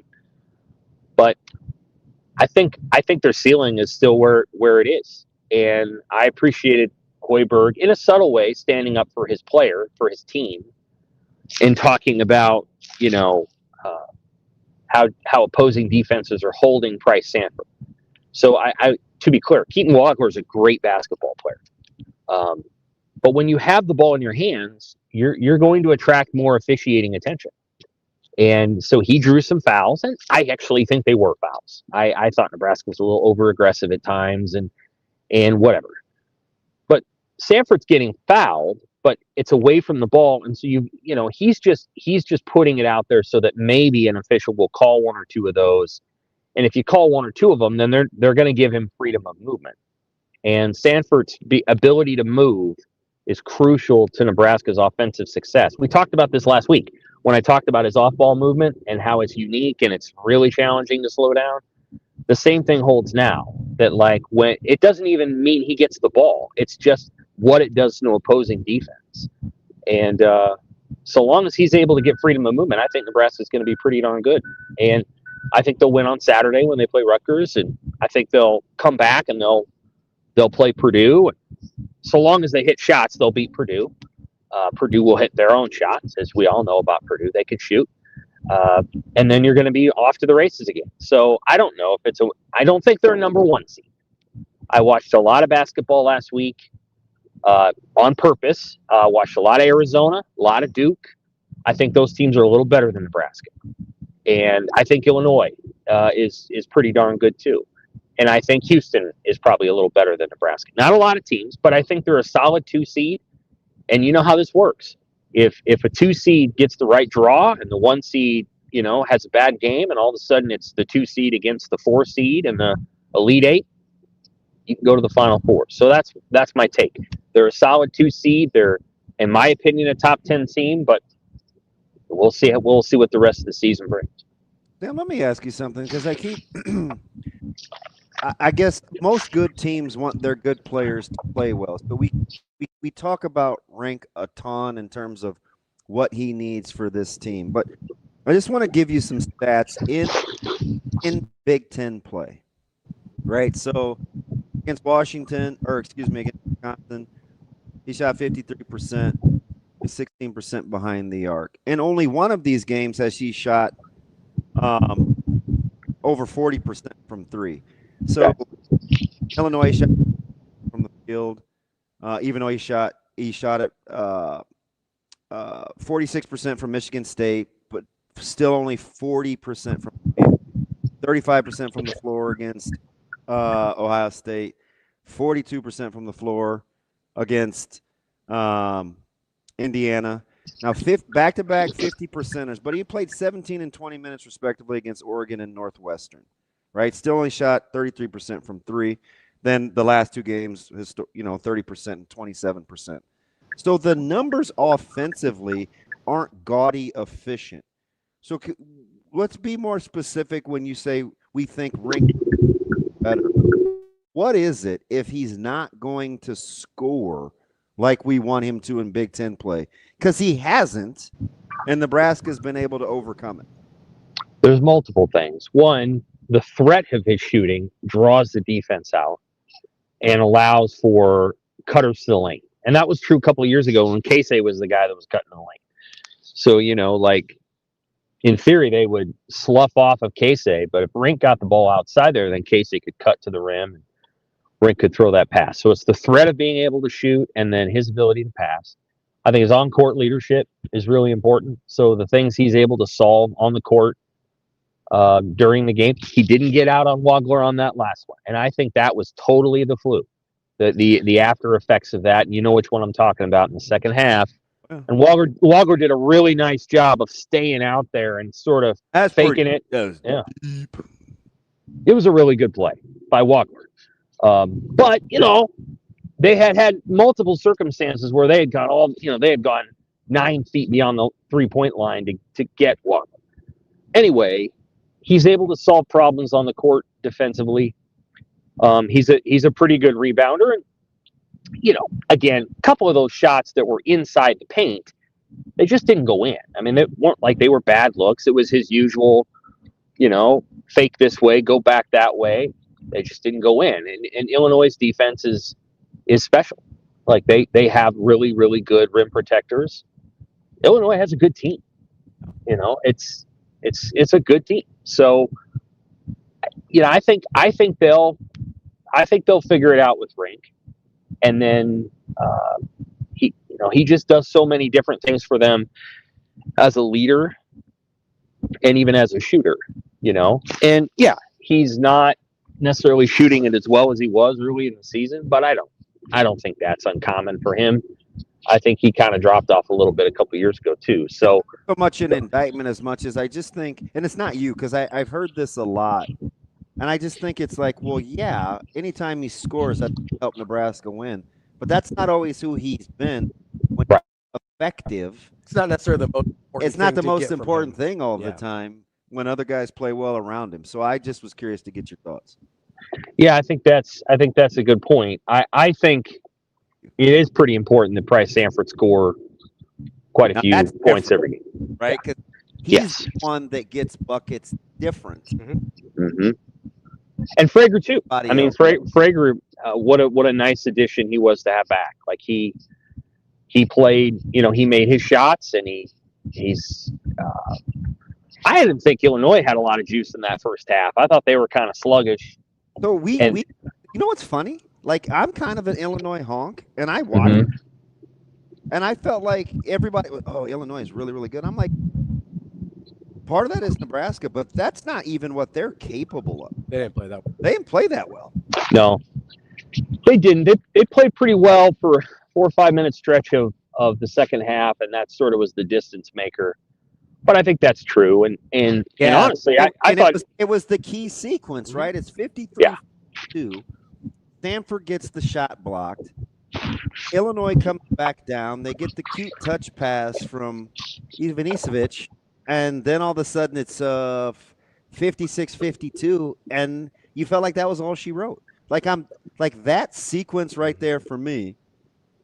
Because then they push it to 59-52. Yeah, it was like maybe 4 minutes of real and then time. You're like, oh my gosh, Nebraska's not getting anything easy. I don't even know if they can score enough.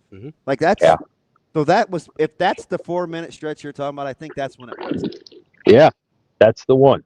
Because if Pryce makes, or if that he converts that, or he gets fouled, you kind of quell the. At that point, you were after that stretch, you were basically. You know what I'm talking about? Yeah, you're basically either Jamarcus, Pryce, or probably Frager needed to get on a heater. The way, Jamarcus kind of did in the first half a little bit. Pryce had a little mini stretch. Obviously, Frager did. But you were basically counting on one of those guys to get hot from three again in order to get back in the game because nothing was happening inside. Yeah, and I think those are helpful. It's helpful to watch these games in the context of what Nebraska will eventually get starting in the second round of the NCAA tournament. Probably in the first round, it won't be a team that's quite like that, but everybody that's a 7 seed and above in the NCAA tournament is pretty dang good. I mean, they're not perfect, but they're pretty dang good. And that's what you start to see right in the second round. So Nebraska's going to have, for all intents and purposes, it's like 8, right? Right. And so it's a challenge. These are the games that Nebraska's going to have to play, and they're going to have to figure it out. And they had, I do think they're going to win their first NCAA tournament game, and then how do you prepare for the long stretch?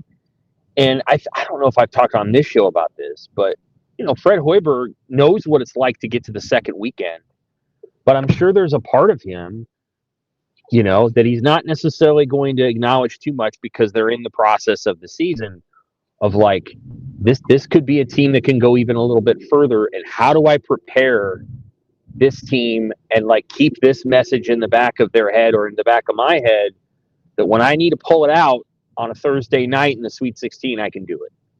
And those will be things that I'm sure he's keeping notes on, because I think it's one thing to play really well in the regular season, and it's another to do that in the NCAA tournament. I think Greg McDermott has figured out, for example, I know they're probably not going to the NCAA tournament this year, but he's kind of figured out how to do that, to get past the first weekend now, and he kind of understands the process there, and I think that's a leap. And I'll be curious if Nebraska can take that leap in one March, or if it's going to take multiple Marches to learn how to go from game 1 to game 4, and how you sort of make the jump. I'll be curious to see if Hoiberg is able to get this team to do all those things right off the bat. Sometimes it works like that, and sometimes it doesn't. Sam, as you kind of process through the last couple games for Nebraska, and obviously they've got a little bit of time off here before they play Rutgers on Saturday and then get into that game with Purdue you were talking about. Like, is there anything you can see against Rutgers that will, I don't even know if you need to feel better about what's happened the last couple of games, but that will kind of make you feel like Nebraska's back on track after taking their first couple losses of the season? I mean, Rink getting all the way back and feeling healthy and being able to score early and then, do what he usually does, I think is important. And,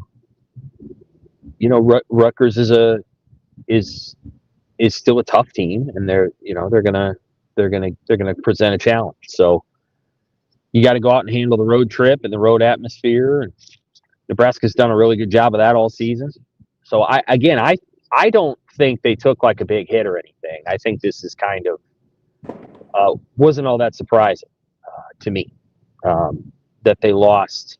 Well, it wasn't surprising at all that they lost at Michigan. I mean, Michigan's pretty good. That was going to be the hardest game on the schedule. Go ahead. Michigan and Illinois at the top, because I think now you kind of like Illinois, right? Illinois would be my number one. Yeah. Michigan State. They hammered for 38 minutes or 36 minutes. Oh, yeah. Yeah, Michigan State to me is a clear 4. And honestly, I think Michigan State and Purdue are 4 or 5. I don't know that Michigan State's better than Purdue. I don't know that. That's fair. Because Purdue needs Lawyer to play like he did yesterday to make them look different, or this week as a team, I think. Because sometimes their shooting is so erratic. Yeah, it's a question of whether they make shots, and everybody who watches a lot of Purdue, and I know some people who do know that Lawyer's got to hit corner threes, and they have a good system. They have a really good system, and they're a really good program, and that to me will be an important game for Nebraska, because anytime you play Purdue, you're going to get high level of skill, high level of offense, good post presence. They bring a pretty consistent effort every week. So, like, to me, Purdue is a litmus test for how far Nebraska's come. I think they'll beat Rutgers, and then they're going to come back on a short week and they have to play Purdue. And if they come out and they win that game by 10 or 12 points, again, I'd be like, hey, this is a number 2 seed. Probably not number 1, but probably a number 2, maybe a number 1 if they won out. If they come out and they lose by 10 to Purdue, I'm maybe it's a 3 or 4. Maybe it's a 3 or 4 seed. They're still probably going to win 25, 26 regular season games, but you can see some losses in there. And this is just me talking. I'm baking in a loss when they go to LA. That's why I've said that many times. They play USC and UCLA. I anticipate one of those games being a loss. Are you in love with Cronin? I don't know if you're a press conference guy, but Mick Cronin has been on a heater with these last. I wonder what angry UCLA bunch Nebraska's going to get. I don't really believe UCLA, but Woods is going to be a handful for anybody. I just don't know if that dribble. I don't know if that offense is the type of offense that'll give USC's offense is the type of offense that would give Nebraska fits because they do so much of it off the bounce. Yeah, and Musselman's, I thought he came in and did a hell of a coaching job last year when I don't think USC had a great team.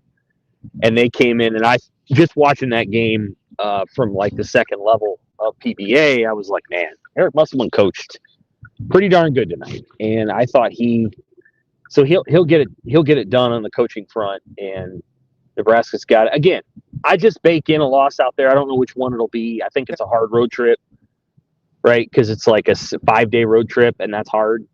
So I bake in a loss out there, and then I don't know. I'm saying 27-4 in the regular season at this point. That's my call. All right, let me ask you this, Sam. I want to get to football here for a sec. Okay. A couple of weeks ago, you said Coach Nebraska's most important hire, and I think we were like, "Whoa, hot take or true?" But it was just first one to say it out loud, right?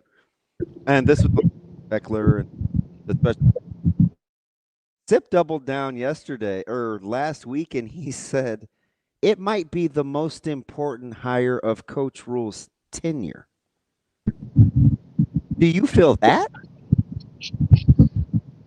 Well, I mean, I think the reason obviously didn't feel like you were going out on a limb when you said it, right? No. Some big one. There's some big hires. I thought Sip meant he thought it was the most important hire of any of That's how like any of the stops. Yeah, like of his entire coaching career. That's certainly Nebraska. That's how I took how he meant. Like I was like, okay. Yeah, I won't speak to his whole career. I will say that I think Orich is, and the reason I think this is because Rhule wants to have a program that is built on a culture and an identity and a DNA of defense. And so he needs to have a person who's able to translate that. And in Tony White, he had it. Like, that guy was able to get Nebraska to play at a certain level of toughness that everybody could see and appreciate. They got to get back to that. And I think Orich is the guy that he selected because, I don't think Rob Orich is necessarily going to be leaving. And I think Tony White was going to be here a couple of years, and that was going to be it. But Orich is somebody who can stick around. And B, Orich brought his whole staff. So, it's an important hire, not just because of Orich, but because you gave him, honestly, the power that you didn't give Tony White. Like, Tony White didn't have the power to pick all his staff, and Orich did. Like, he really did, outside of Addison Williams. But although I do know that D-line position, man, I think was kind of pretty hotly contested. Sure, I get that. But he's going with Corey Brown on the defensive line, and he's going with Roy Manning at the edges. He's got Miles Taylor back in the working with the safeties, and so Orich has the ability to kind of really shape this defense in the way he wants it. So I think it's a really important hire. Obviously, Dana Holgerson's very, very important. He's important, and he is the last remaining celebrity coach on the staff, so to speak. And he doesn't act like a celebrity, which I appreciate about Holgerson. He's down to earth. It's a big year for him because his numbers are trending in the wrong direction career-wise too. That's a big year. It is for sure. I appreciate that he was willing to kind of take on the task of building an offense around a quarterback that he didn't pick. I think he'll feel more comfortable with the guy that they're going to put out there now. And so he's important, though. He's an important hire. He's super important. Again, I totally appreciate the work that Mike Eckler did, and he did a good job. What I'll say is, again, special teams is important, but Eckler himself did not want to remain the special teams coordinator at Nebraska if he couldn't sufficiently meddle in Rob Orich's defense. So he didn't even want to stay here. That dirty secret, you. He didn't even want to stay here. He wanted to have a defensive position coaching job, They tried to pay him and give him a contract extension to be the special teams coordinator. Like, what else could they do? Well, they had to give him a position coaching job. Well, but what would then just make him the defensive coordinator? Like, I feel like we've kind of gone around this block several times, and it feels like the reason we're doing it is because once upon a time, Mike Eckler coached here many years ago. Like, it's not his fault. It's not, anyway, he wanted to have input on the defense, and Matt Rhule chose a defensive coordinator who made his own choices. And there you go. Like, that's just, and so that choice is way more important. And I think now we're going to see, because Matt Rhule's on the hook. He chose Orich, and on top of that, he's the one that I think is gonna staff the special teams job in house instead of going out and hiring another special teams coordinator. Which, that's on him too. So he will. It's his staff, and he'll figure it out. We'll see what happens. I think it's going to be fine, but maybe I'm wrong. Sam, I don't want. I know you said you got to go. Do you have time for one more, or do you need to run? One more, yeah. So, Sam, let me ask, I'll get you out on this. Better for you that Nebraska's starting more football stuff early has been a bit of a talking season? Yeah, I want to give you like some sort of firm answer. Like, I think it's okay. I think Rhule is doing this for a reason, and I think he wants to get them going, and he wants to get, maybe, like he said, if somebody gets banged up in spring camp, they might have a little bit more time to recover. Maybe this gives them a chance to get away from things a little bit. Okay, so spring ends on March 28th. Maybe you got a little bit of time away from it before you come back for summer workouts. I don't have a strong opinion about this. I think it's possible that they're doing the right thing. I think it's possible that they could have kept doing it the way they were doing it and it'd be okay. I think the only opinion I have is I think it's good that the spring game is back. That would be the thing that I would say. I thought last year's event, while cheeky and fun, wasn't exactly like Rhule. It just didn't feel like him. It felt like something they were remember, because they're like, we're not going to do much. Now we're going to do something. Now we're going to let these guys scrimmage. I think it's in his, a lot of late opinions. Yeah, I think it's in his DNA to just play 2 hours of football and let guys kind of bang around and whatever. And so I'm glad the spring. He's overtaking opinions. I think we're going to get back to who he and what he wants to be, and that's so. So do you feel like he maybe was trying to please too many different groups of people at times last year? I get the whole, like, I mean, you want to be recruiting. You always be recruiting. You want it to be entertaining. I don't think he loved his depth last year. Okay, he had to, but he still wanted it to be some football. But I think you ask him 99% of the time, the more it looks like football, the better. And I think he's not going to be like, well, damn, the health stuff. But I mean, some of staying healthy is going through rigor. So I think he's telling us that he's going to lay it on the line. And if they have to get some guys back from a recovery standpoint, then they'll roll those dice.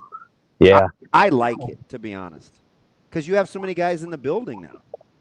Like, right. You've got a lot of your guys that are on campus. Like, let's roll. For sure. You guys used to just kind of do it in March and April, right? Yeah. I mean, we were done by and remember, we went 20 days. So we were done by the middle of April. I mean, Easter, we were done chilling. And we didn't take a break either. So I kind of like the whole, beat yourself up, get ready later on. And that's not just a tough guy thing. I just think if you want to be physical, you have to be willing to sacrifice guys getting hurt. Yeah, and then you guys always had that, the NFL people would come in, and remember they'd kind of do the workouts of the seniors, but then you guys would kind of all go through it too. Yep. And that almost felt like a whole different couple of days of working out and physical. Like it, I'm trying to remember it well, but like I remember the guy. He would do that. He would use it to time up before the major scrimmages. He used it as like, it wasn't a rest day, but I mean, because we were doing football specific drills, right? But you knew that Saturday was gonna be a price to pay for running around in the Olympics on a day and a half. That's right. Yeah, and they're like 30 NFL scouts, 4 or 5 head coaches. That was good stuff. I remember Dave Wanstead. I'm like, this is when I got to college, I was like, my goodness, I knew the program was good, but then you kind of get there and you're kind of like, this is a big deal. He was treating Thursday like a sprint walkthrough. Right. He got done with what we were doing. It's like, hey, if you guys want to hop in the drills and get a taste, but just know it's coming, which is fine. Yeah. Spring sucked, and that's my story. All right, buddy. Stan, we appreciate the time. Take care, guys. Minutes. We'll talk to you later. Thanks.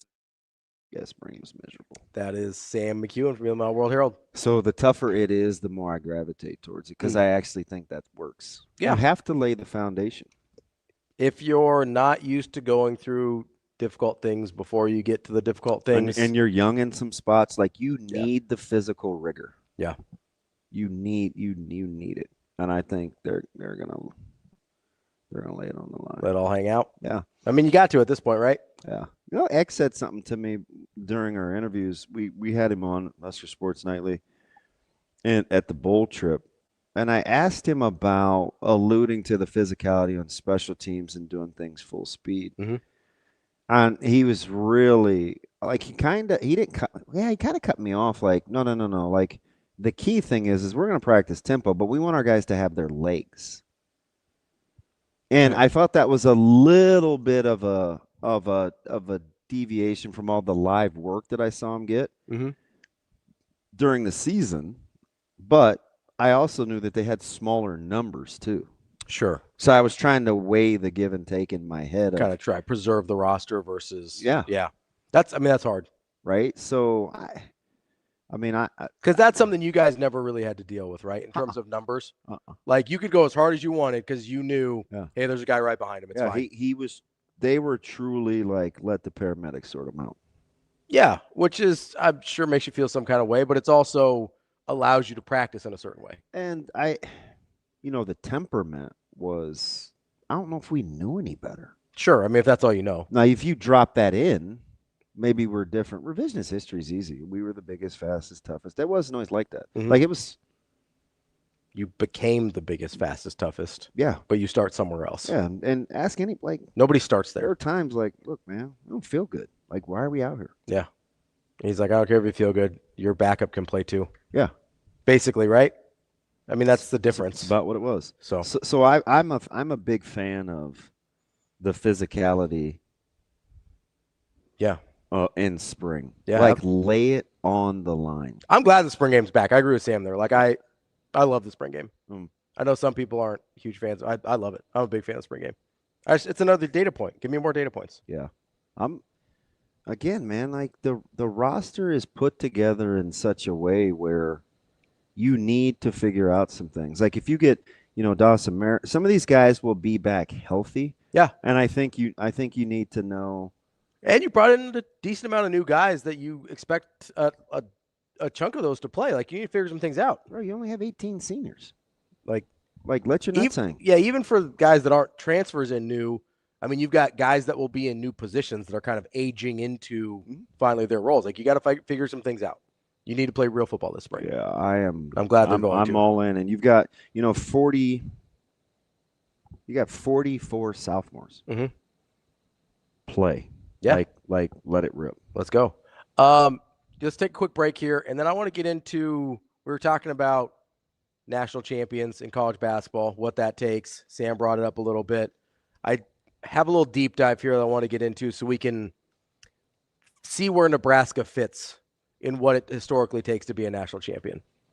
Because I think that will inform what we think the ceiling of this team is. And you said yes pretty quick when I asked you if they could win a national title. I believe they can.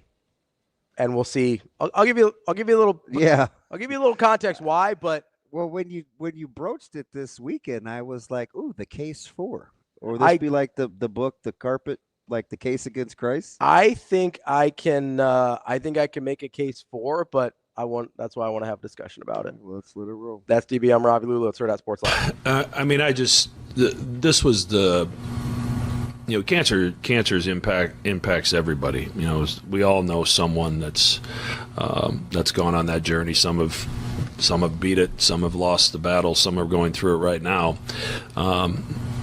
We started the Pink Out 21 years ago, I think, when Teresa was diagnosed, when we were at UNI, and then carried it to Iowa State, and then it took a life of its own here because the community, there was a group of people that formed a committee that made this, the gold standard of this type of event in the country. But this was the first time we're at a couple guys in the locker room that have been impacted to the level that they have.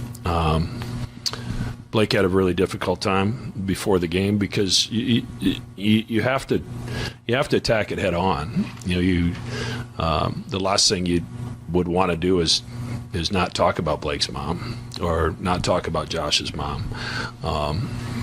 So I made the decision that we were going to talk about it and, talk about how proud they are. Blake's mom, how proud she would be, and Josh's mom, how proud she is of what they're doing that someone their age shouldn't have to deal with.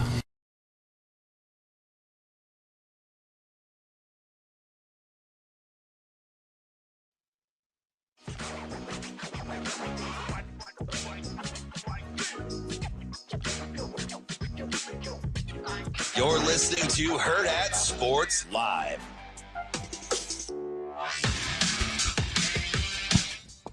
Welcome back, Hurrdat Sports Live, presented by NextGen Male Medical. That's DBM Ravi Lulla here at Hurrdat Sports Bar and Grill. So, DB, we've been talking about Nebraska, their ceiling, what the NCAA tournament looks like for them, and a lot of people have been asking, hey, can they win a national championship? Can they make a Final Four? So I did this deep dive of what the profile talent-wise of a national championship team looks like. And there is a clear distinction between teams that make Final Fours and teams that win national titles. Almost anybody can make a Final Four in terms of and I'm talking about NBA talent, to be clear. Okay. Like, I say almost anybody in the sense of you get the right matchup, you get a little hot. You do have to be a certain level of good, but there was no clear pattern between number of NBA players and teams that made Final Fours. There was no clear line of demarcation. There was, however, a very clear line of demarcation for teams that won national championships.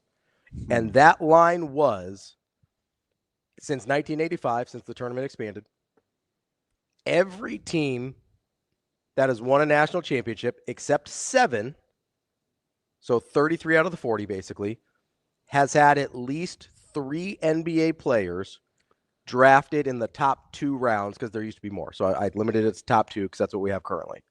The top 2 rounds of the NBA draft. All 7 of the outliers still had 2. So the question is, if you're going to win a national championship, I'm basically telling you, you have to have 2 guys that will get drafted in the first 2 rounds of the NCAA tournament. All right. So hang on. Yep. I don't know if this is important, but I'm curious. But I don't want to. You want to know what the 7 are? Yeah. I have them all right here. Okay, because I was going to guess. Yeah. Go ahead. No. Since 85? Since 85. If you have some guesses, let me know.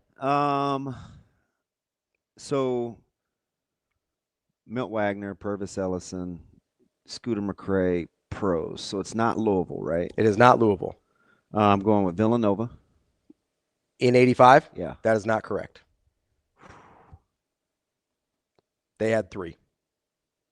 It was... So if it's Danny and the Miracles, then Kansas has got to be 1. Kansas is 1. But they still had 2. They had a guy get drafted in the second round. That's fine. But yes, they are one of the outliers. So 85 had Pickney, McLean, and Presley all got drafted. Okay, so... Danny and the Miracles is the first team since the expansion, 1988. McNamara, Hakeem Warwick. Can I go Syracuse? 03 Syracuse. Thank you. The only 2 were Hakeem Warwick and Carmelo Anthony. Okay. There are 2 between Kansas and Syracuse. Just so you know, if you're looking for time-wise. And then there's 3 after Syracuse. All right. So Edney drafted. Ed O'Bannon drafted.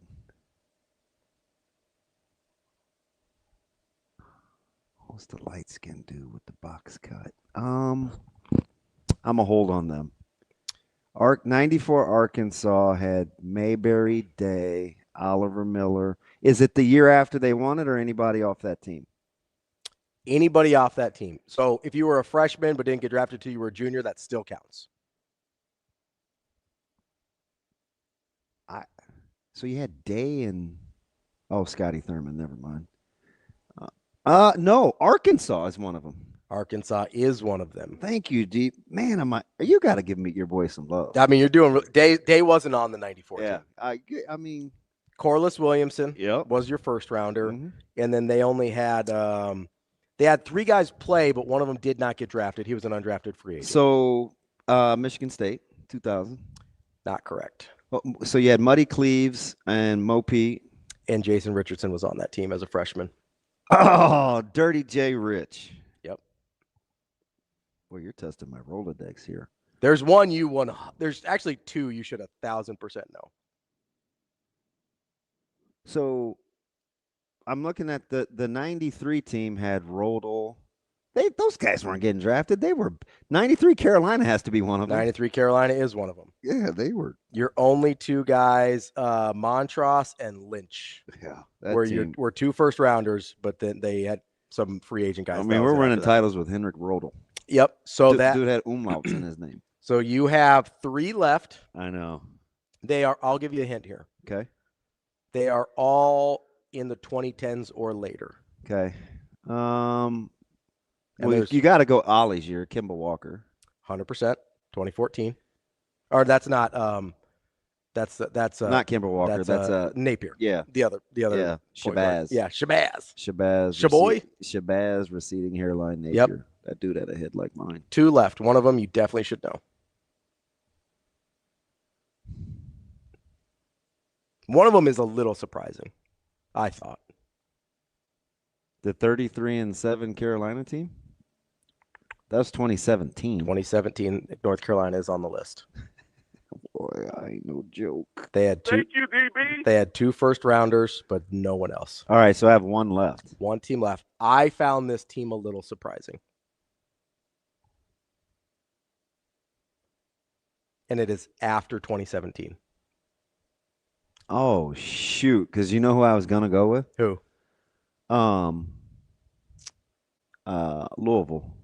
But that's fine. Oh, drafted. 2 rounds? Top 2 rounds. Virginia. Nope. You had Hunter. And Guy? Guy and Ty Jerome got drafted as well. Jerome was a first rounder. Ty. Never mind. Were you about to go, Ty Jerome? You're dang right.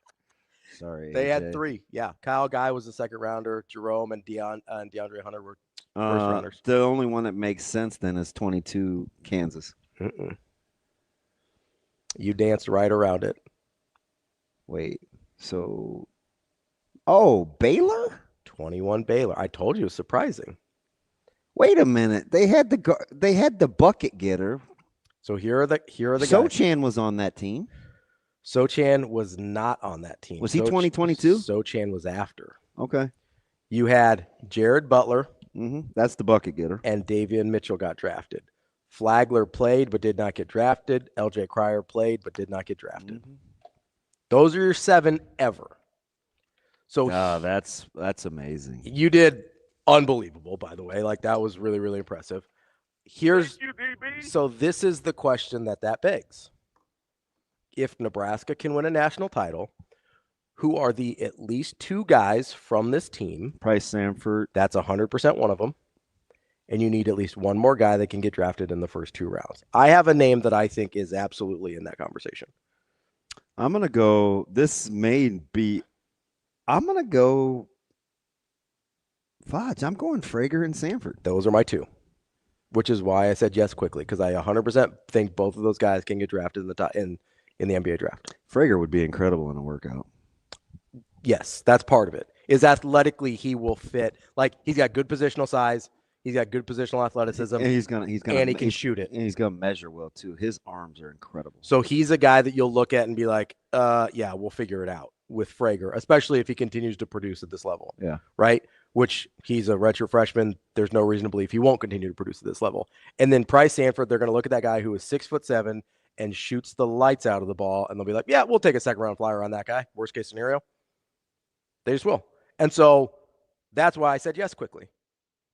Because I don't even know if I would try to talk you off of that. I look at it and I go, there are two guys that I believe. Where's Nebraska right now on offensive and defensive efficiency with Kenneth Pomeroy? They are. I worry about their offensive efficiency. Defensive efficiency, not so much. They're at 25, which is that's the cusp. That's the cutoff. It's actually 40. It's 25 for defense. Okay. So, but I will say there's like two outliers that are above 25. It's 14 UConn and then somebody else. Yeah. That are like in the low 30 or high 30s. Otherwise, it's about 25, 28. So they, for most national champions, they are right on the cusp offensively. They are well within defensively. Interesting.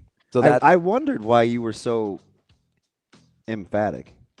Yeah, I think I should have known with the way that you were talking this weekend. Yeah, I think it's important to look at because there is a deadline. If you don't have two draftable guys in the NBA, you're not winning a national title. Like, that's 40 years of data. It's just not happening. Yeah. That's impressive. So I feel pretty good about that. That is impressive. I couldn't believe you got all 7. That's pretty good. And you only missed it. You helped me with the Baylor. A little. Well, yeah, but I did go right to it though. Yeah, that was pretty good. I was surprised because I think of that Baylor team as more talented than that. Like, in my head, I remember them as being like kind of freaky. And I drew the blank on Sochan. Yeah, Sochan was just right after that. So that hurt you there. And I still can't stand him. You and me both. It's fine. That's DB. I'm Ravi Lulla. We've got EAMONN Brennan coming up next. He's formerly of ESPN, formerly of The Athletic. Now he's at EAMONNBrennan.com. Yeah. We're going to talk some more college hoops with our guy. That's DB. I'm Ravi Lulla. It's Hurrdat Sports Live. I thought their length in the paint bothered us. It took away some of our cutting. That that early we curled, we got in there, we made some plays, we sprayed it out, and had some really good looks. Obviously, we got into a really good rhythm late in the half, and second half, we couldn't get those same looks. And I thought we had some good looks early, but and listen, that team's playing as well as any in the country right now. That's 11 in a row, I think, for them. Give Illinois credit. They're playing really good basketball right now. To me, the game came down to our inability to finish off possessions, and they were really controlling tempo. The play of the game is when Ivicic hit the ball out. It was the volleyball spike out to Davis, hit the 3.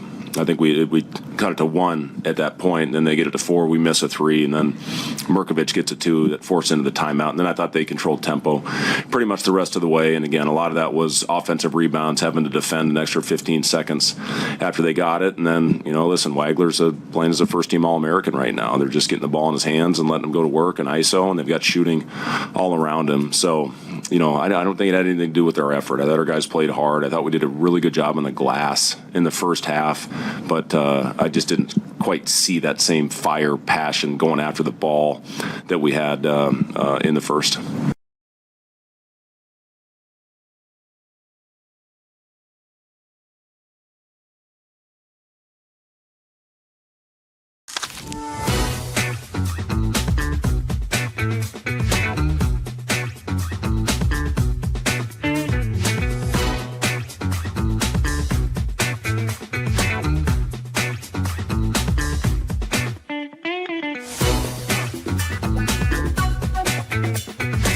Well, we were plus 13 on the glass. I thought we really offensive rebounded it. We took care of the ball. We had, I think we had like 5 early turnovers and 3 the rest of the game. We were sharp with execution. We did a good job in transition offensively to get some more opportunities. Like if you play high level, You play elite level offense. You shoot 54% from the field, make 16 threes. You're plus 13 on the glass, and you hold a really good offensive team, like a really good offensive team, to 40% from the field at home, and the 3-point line defense we played. I mean, that's bulletproof basketball. Like when the 23 and 24 teams, we played elite offense, we played elite defense, and we rebounded the ball dominantly. So there were a lot of games like this with those teams, and that's why I'm not comparing this team to those teams. I mean, we got a long way to go before we're championship caliber.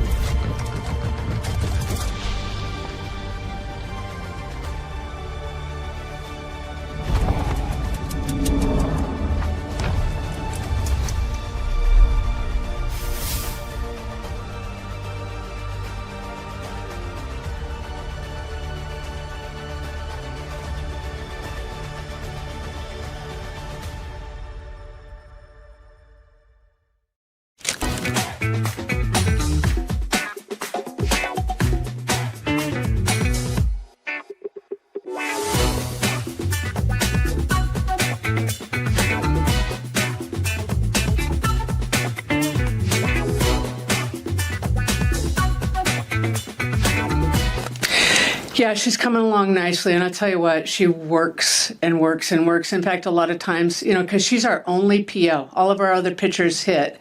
And so, there's times she's over doing sprints on her own, or she's doing mirror work, or she's just doing something that you have to actually pull her back because, I think she felt like she was so far behind that she thought, I've got to do more, but she's really got to pace herself. But I think that she's gained a lot of confidence and she's comfortable on the mound again. So it's really nice to have her back in our arsenal. I feel good about our pitching staff. I feel like we've got a lot of pieces.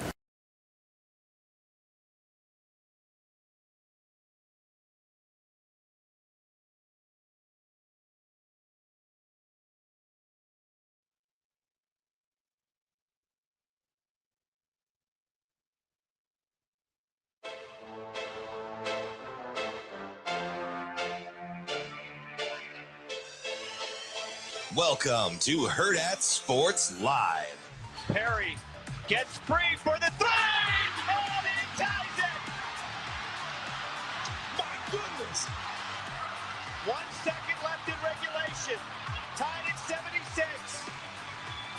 And we are headed to overtime here at Pauley.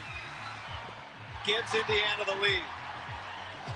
Wow, out of Indiana, an Indiana kid, a Hoosier at heart, to come in and do this. It doesn't count, it won't go, and Hoosier hysteria survives here in Westwood. Welcome back, Hurrdat Sports Live, presented by NextGen Male Medical. That's DB. I'm Ravi, Lulla here at Hurrdat Sports Bar and Grill. Grill. Got to remind you, make sure you get over to nextgenmmc.com. You can get your appointment scheduled. You can see what products and services they have to offer. I was out there. I was pretty excited. I played a lot of tennis this weekend. I was there Friday. I think over Friday and Saturday, I played about 5 hours of tennis combined. Mm-hmm. I'm going to tell you, like 3 months ago, I'd probably still be in bed. Feeling great. No problems whatsoever. It's that Sermorelin I like so much. It might be. That's supposed to really help me sleep. So I'm on it. Yeah. Right? That's the one that I take the 5 days a week, the self-injectable. Yep. But you know what's interesting? What's that? Is I think I have to recalibrate with the vitamins and my shots where I have to let it settle. Yeah. Because the beautiful thing about the Sermorelin is when I sleep, Like I sleep, like I've had like 3 dreams. So you're like actually getting that REM deep sleep. I've had 3. This is dead dog serious. Yeah. One was super ridiculous. Coach Rhule wanted me to come back and play a game, but he paid me in meal tickets, and they look like stamps. I was like, you couldn't even like cut these with scissors. They were like meal stamps. But anyway, it's really dumb. That's wild. Yeah. He gave me an envelope with my name on it. I thought it was going to be money. I was like, oh, fudge. Oh, man, it was meal tickets. Like the old SEC days, you get the money in a McDonald's bag. Yeah. So I'm definitely getting to rim. Yeah. Yeah. No, I feel that's good because you don't sleep well. No, but it's good. No, it's quality. So you know the cool thing? Yeah. So this is serious, guys. This is a real life testimony. So I talk about some of the things that aren't as smooth, right? So it's like, hey, try some of this fiber, right? Or let's get you to X amount of water, which is why I rock with the next. I say rocking the mug. And the what am I on now? The L-glutamine. Oh, yeah. Which is kind of the equivalent for maybe like milk thistle. Sure. But better. Yeah. For the liver and kidneys. So I like the fact that you get like real life analysis and you get your blood work done every 3 months. So you kind of know where you're at. Well, they keep good track of you. It's just an overall health thing, which I like about them. It's not just, hey, let's go get you some testosterone. Although if you need that, they got you too. So make sure you go check them out. NextGenMMC.com. They will get you taken care of. Great crew over there. We love talking to them. We love hanging out with them. Shane? Do we have Mr. Brennan? Not yet. Still right, waiting. Cool. I want to ask you something. Yeah. On the heels of what UConn did, shooting 51% from 3. Sure. Do you consider Cyrus Demry Jr. a good 3-point shooter? I think the numbers would say so, yeah. Okay. Yeah. What do you think he shoots on the season? 39. Let me ask another one. If I was going to become sometimes you get a body of work and that's kind of who you are. Mm-hmm. You know the percentage points that Demry Jr. has increased from last year to this year shooting the 3? What would be a great improvement? I think anything over like 5% is a very good improvement. He's at 8. Yeah. Yeah, he shot 37% from 3 last year. He's shooting 45.7 from 3. That's crazy.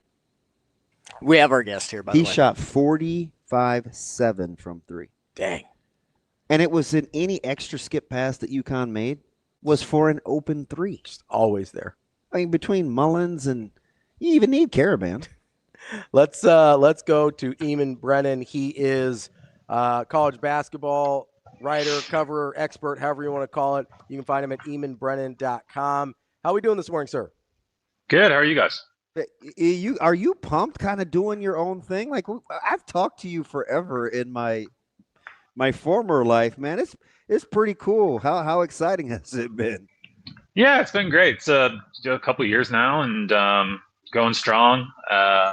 Lots of people, signed up, subscribed, supported me when I kind of struck out on my own. So it's been really rewarding and validating. And yeah, now we're some of those off-season summer months when the portal quiets down a little bit, you can be kind of grinding it out, but people stick with it. And now we get to the fun part here in February and March. So really looking forward to it. Cool. I always like talking because you do a good job of providing a balance of numbers and data like analytics versus watching a lot of basketball. I was just lamenting with Ravi about, UConn just hammered Creighton, and we were talking about, is their physicality good enough to win a national title and all these things for the last month and a half for UConn. So I'm going to start there, and I was using Demry as an example who's elevated his 3-point percentage. He's 8% better than he was a year ago. When you look at what makes this team complete, can you have the conversation without needing to be solo ball dependent, or is he in addition to what you think they're capable of? Yeah, no, I mean, I think, look, like he's a huge factor in what they do, but I think UConn's best teams and what they lacked a little bit last year, in part because of injury and in part just because of the roster build and the sort of the lack of stars in the backcourt, I think, to some extent last season. You look back at their 2 national title teams and they were incredibly balanced. They had really good guard play, but they were tough and deep up front. And I think this UConn team has that. I think Braylon Mullins is kind of the perfect example. He's just coming back from injury now. That kid, we talk a lot about the freshman class this year, and it's easy for some of these guys to get lost in the fray. When you've got a guy like at Illinois and Keaton Wagler, who wasn't even on anybody's radar, and he's one of the best freshmen in the country, and there's like 8, 10, 12 guys who you can all kind of imagine being a really good pro in a few years. Mullins has been very quietly like one of my favorite guys to watch all season. I think he's super talented, and I think we're getting into the part of the year where you look at sort of UConn's fundamentals, their underlying baseline of experienced guys, really solid stuff in the front court. Caravan is sort of the glue guy who does all the perimeter or outside in stuff really well. And you throw Mullins back into the mix here as just sort of a wild card guy who could go get you 20, 25 on any given night. I think UConn's ceiling is higher than they've shown. I think we saw that against Creighton. There's a lot of chatter that I sort of picked up on in the UConn fan base of like, we're not beating teams as much as our best teams used to. We're just kind of scraping by. What is the problem? And they come out and respond with just a total beatdown at Creighton the other night. I think it was a sign of things to come potentially for UConn here. We'll get to some other teams, but I want to stay with UConn just for a second with projecting long-term matchups. And obviously, Reed Jr. is a little bit is just how they want to play with some of these skilled guys and other teams and matchups. Do you like UConn's front court versatility to handle the Michigans, the Illinois, the Arizonas, those diversified front courts? Yeah, I mean, it's going to be tough. I think, the thing with like a Michigan, having watched them a lot this year, is they present a lot of problems for opposing teams because of their size and because they can throw what feels like, 3, 4, 5 bigs at you. It's a little bit like Florida last season, or even this season, especially because of the way Florida's roster is balanced. There has been a bit of a trend in college basketball in the last couple of years of coaches figuring out how to keep 2 centers on the floor or 2 guys who kind of play like centers. I think Florida's been at the forefront of it, but we've seen it a little bit with Michigan this year, in part because Lindeberg kind of looks like a center a lot of times. Even Wolf last year initiating off. For sure. Playing with another big. Yeah, for sure. There's definitely more of that in college basketball. I think it's partly, and this is a little bit off the beaten path of UConn, but I think it's partly an interesting thing to watch because coaches are kind of, the really smart coaches, I think, still can't do everything perfectly in the portal that they want to do. And you do get to a point sometimes where I think like Dusty May this year, you get Lindeberg, you get Mara, you kind of you're like, all right, I got to figure out a way to get all these guys on the court together. Right. Like we're just going to lean into it. Mm-hmm. So I think there's some, some trickier matchups out there, but I think one of the things with a team like Michigan or a team like Florida, if you're talking about matchups with UConn and facing multiple bigs, Caravan presents those problems in the opposite direction too, because he pulls you out away from the center of the floor. So I think there's enough in UConn's toolbox there where, and because of the stuff they run on the offensive end and because it's so fluid and they move the ball so well, that you kind of expect them to be able to do that against really top teams. And I think we've generally seen that with them. And like I said, I kind of think there's a little bit more ceiling for them to explore here as we get into the stretch. Huh. All right, last one for UConn. This because we're going to get to all the top teams here. So I appreciate the UConn talk, even though I'm not a UConn fan. But they're fascinating because of those being measured against their own benchmarks from 23 and 24, and some of that's on Hurley because he brings it up. But I want to land with where I started with solo ball. Is the last 3 weeks solo ball part of the ceiling that you think UConn still has room to grow in? Yeah, for sure. I think for him the big thing is kind of what I benchmark with him is perimeter shooting, because he takes a lot of shots and he's not always the most efficient guy from out there. And I do wonder if sometimes those shots can be a little bit more evenly dispersed across the rest of the backcourt. But yeah, I mean, this is the kind of guy, and I think Demery is kind of like this too. If you have a picture in your mind's eye of what a national title level UConn backcourt looks like, it kind of looks like these guys, right? Maybe not quite as efficient as your Hawkinses and some of the best players they've had in the last 5 years, but big, physical, strong, good with the ball, get into the middle of the lane, put opposing guards in bad positions. And it's really the kind of thing they didn't have last year when Diarra was really their only guard and they missed in the portal with Aiden Mahaney. They were just deficient in that area last year. And so a lot of it had to come down to McNeely. So I think, UConn hitting its ceiling is, to me, kind of I don't think they're as good as they were 3 years ago or 2 years ago, right? Like those teams were incredible. But I do think you can see the outline of that kind of deep NCAA tournament, maybe national title, certainly Final Four level contender in there based on the blueprint that they've had in recent seasons. Like, this stuff makes visual sense to me when I watch them play. We're talking about some of the best freshmen in the country, and you brought up Wagler a few minutes ago. I wanted to ask about a guy, and tell me if I'm right, wrong, or indifferent here. I really struggle just with how little Darren Peterson has played for Kansas this year.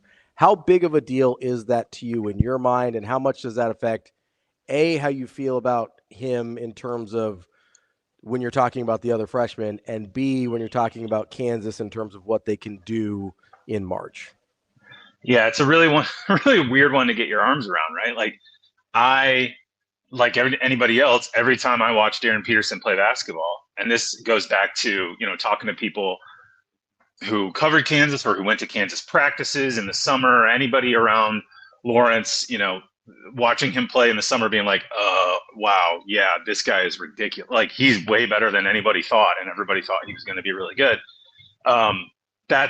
He's totally lived up to that every time he's been on the floor.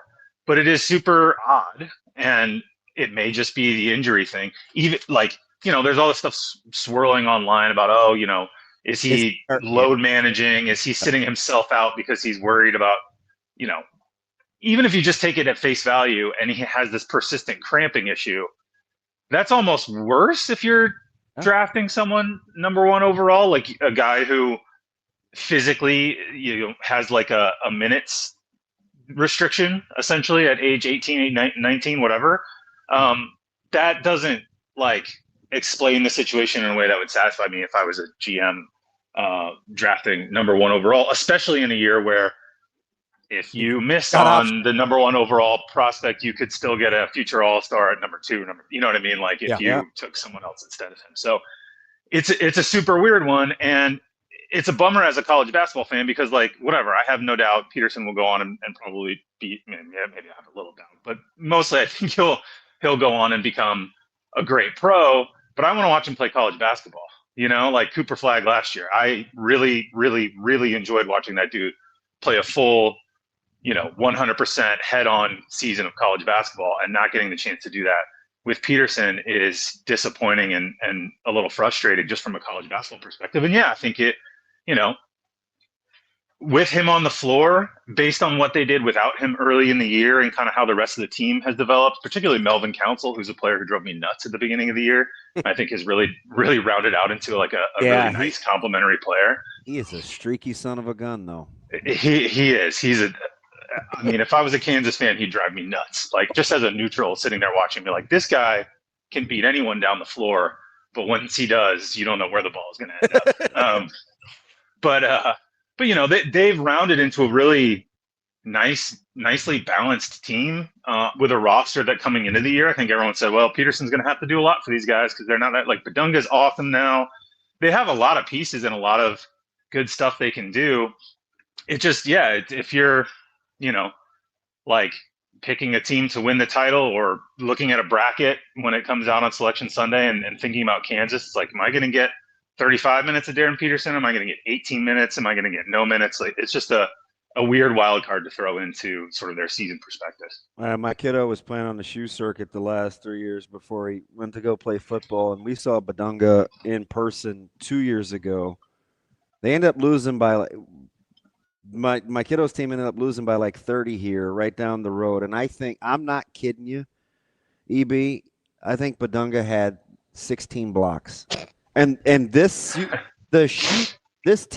my kiddos team, they finished 40-4. Like, they were legit. And whenever he gets ready, he is a menace. Yep.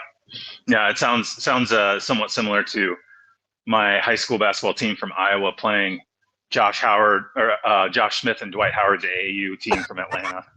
And everybody just being like, yeah, these guys are aliens. Like, we're not playing the same game as them. So we got beat by like 50. It sounds similar. Okay, so I don't want to harp on the Darren Peterson thing forever, but yes, he does, because I've been hammering him for 3 months. So I have to ask, like, is there any part of you that is, when he does play, I get that I get the scoring profile, I get the athleticism, I get the whole thing. Is there any part of you that, with a guy that does have the ball in his hands a decent amount, is concerned about the lack of playmaking for others with averaging less than 2 assists a game if you are taking that guy number 1 overall? I guess so, a little bit, but I think he shows enough flashes of it. Like, he had one play, everyone is focused on the dunk as the highlight from the BYU game, but he had the cross court corner pass to a wide open baseline 3 that, like, a few guys in college basketball can make with that level of, and like the guy he threw to, maybe it was White.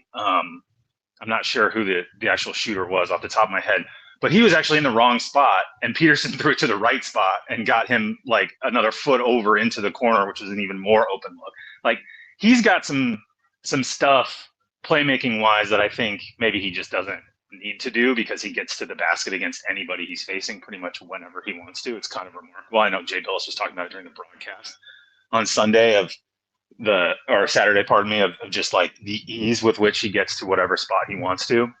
Doesn't usually need to make those passes.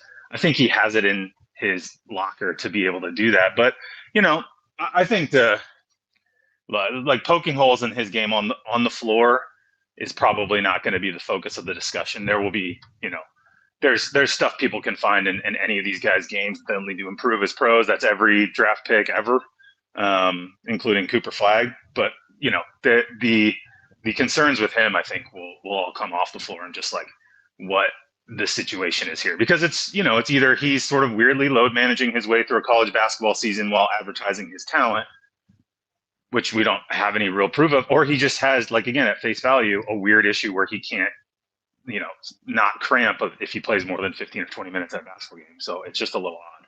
You did a blind resume deal on College Game Day Saturday, and I was trying to stomach my breakfast while it's a blind slot, so I don't have to agree or disagree. But if I assume that it's Wilson, Boozer, Flemings, DeBansa, and Peterson, the Hoops podcast heads that I listen to are making the case, and you brought him up, that Flagg would not be in the top 5 of this year's draft. You're watching him in the pros, and kids getting a little bit of a heat for playing him at the point guard spot, and they're struggling. But is that how loaded this freshman class is, or do you not agree? No, I don't agree with that. I think that's silly, honestly. I mean, we have evidence of Cooper Flagg already being a very good NBA player. Like, yes, it's his rookie year. Yes, he's playing in a weird position and taking some lumps, but he just had 49 points the other night. Like, he's a good pro and will be a really good pro. I don't think the anybody record in the books NBA too for the youngest of 2 40-point games this early into his rookie career too. So don't count that. You got to remember, he's also 19. Like, he's a lot of these guys' ages. So he's not like a 22-year-old rookie who played a couple years in college and is like breaking out or whatever. It's Cooper Flagg, man. He's been the number 1 pick since he was like 13. He's an awesome pro. I think, look, if you're a GM and you see Peterson play and you are just like, we're going to get this guy to the league. We're going to handle whatever health or whatever whatever issue he's having at Kansas. We'll deal with all that. Watch this guy play. He's unbelievable. We have to take him number 1. Fine. But I don't think you're taking any of the other guys in this class, for as good as they are, over Flagg based off of last year, let alone what we've seen him do like against NBA players already this year. You know, it's a bit of a stretch to me. I think it's kind of like people getting a bit over their skis doing hot takes or whatever. I think it's like kind of crazy. I just think Flag is that good. I'm gonna get to Nebraska here in a second. That's the easy one. I want to go to the ACC here just for a second, because clearly Duke is the best team in the country right now. They'd be on the one line. The conference profile needs a little help. There's Virginia, there's Carolina, there's Louisville. If you're going to take an off-the-radar team whose metrics are starting to line up, do you like Virginia or Carolina to be kind of a, keep an eye on these guys? Yeah, I would probably take Virginia. I mean, Carolina maybe has the higher ceiling on the offensive end just with Wilson and like how good he is already and some of the extra stuff he can get to just even in the next month. But I think Carolina's defense has been troubling for a while now. I think they've turned it around a little bit, but you know, they have, I can't remember the exact stat I talked about on my podcast a week ago or 2 weeks ago, where basically every leading scorer up to, I want to say like January 15th, every opposing team's leading scorer had their highest points output of the season playing against North Carolina. I watched Okoro get the easiest 30 in America for a guy that averaged 23 going into that one. So he's in that stat when they got bounced by Stanford. Yeah, and I mean, look, like Carolina fans will tell you that they're pulling their hair out at some of the defensive ideas and rotations and switches that Hubert Davis has sort of insisted on for most of this year, and the lack of adjustments therein. So I think I'm still not all the way there with Carolina yet. Virginia is better both ways, I think, and a little bit older. It's an all brand new team, so they don't, it's not like, oh yeah, these guys have been continuously playing together for the last 3 or 4 years. They still have some of that. Carolina won there. Say again? Carolina won there. It's true, they did, but I'm just like, the total package with Virginia would be more interesting to me than Carolina, even if I think there's a higher ceiling. I like Virginia too. All right, so we've been going through this exercise probably for the last month and a half. How many teams do you think can win the national title in the first week of February? How many teams do I think can win the national title? That's a great question. Definitely I three. give you a rundown if you want to do yes, no's. Yeah, I mean, I think there's a clear cutoff with the top 3 of Michigan, Arizona, and Duke in whichever order you'd like to put them. Those are your 3. I think, I could get there on Iowa State as well, just because they've sustained what they've been doing as they've gotten into conference play. And last year they had a bit of a second half collapse. A lot of that had to do with injury. I'm kind of curious to see where they go under TJ in this second half, but so far so good.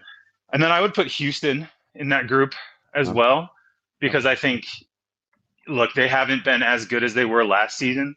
Their record is just about as good. And I think they're a really interesting case because this is the first time we've really seen Kelvin Sampson lean into super elite talented freshmen. He's had a couple here and there, but by and large, they've been old. And they finally score. Yes, that's what I mean, is like their offense is usually statistically really good because even if they miss, like last year, they were a great shooting team and they grabbed a ton of offensive rebounds. So they churned up numbers on the offensive end efficiency-wise really, really well. But they did have those possessions. You saw it against Florida in the title game, and you can see it this year too, where like it's just like, okay, nothing is getting downhill, and now Uzan is going to stand at the top of the key and dribble the air out of the ball for 5 seconds and take a bad shot. And they do that too much. But when Kingston Flemings has the ball, and that's what the possession turns into, you're like, okay, this guy's going to go get a bucket. So it's just a little bit of a different feel, and I think that's huge come tournament time. Like they have all that veterancy and all the old experienced guys who've done the Kelvin Sampson stuff forever, and then you sprinkle Flemings and Sinak over the top of it. I think that's a really interesting combination that might be the next sort of step for them to get over the hump, where they've gone every single step in the tournament program building wise. They were a bucket away last year. Maybe adding a little bit of that lottery pick stardust is what you need.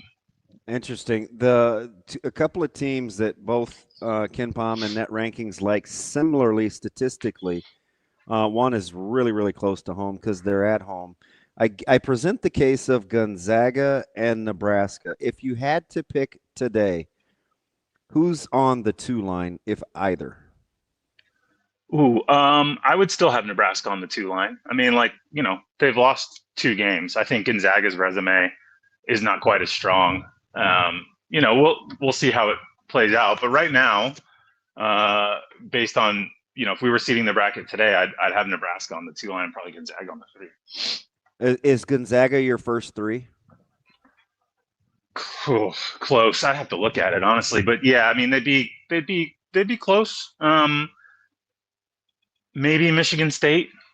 I would probably put Gonzaga above Vanderbilt right now, but again, yeah, it's all pretty tight. And Vanderbilt may have, because of their schedule in the SEC, will probably have a few more wins than Gonzaga down the stretch here, and then you're probably doing the classic thing with Gonzaga where they have a really gaudy record and great numbers, and everyone knows they're good. But if you're the committee, are you going to give Vanderbilt credit for like a road win at Florida or Alabama or whatever ends up happening down the stretch? Gonzaga can actually defend this year. Hey, what about Florida?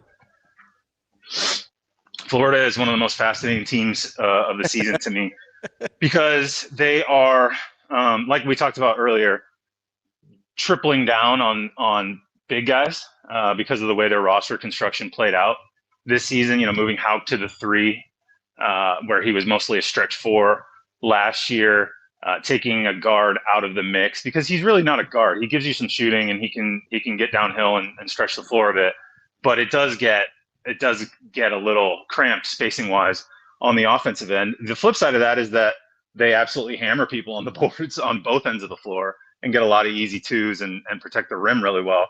I mean, their ceiling is going to be whatever Boogie Flan and Xavier Lee can make it.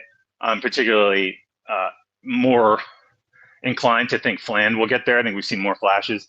Lee just has struggled most of the season and put a couple decent games together, but rarely has he looked like he felt comfortable. So I'm kind of we're still waiting for that.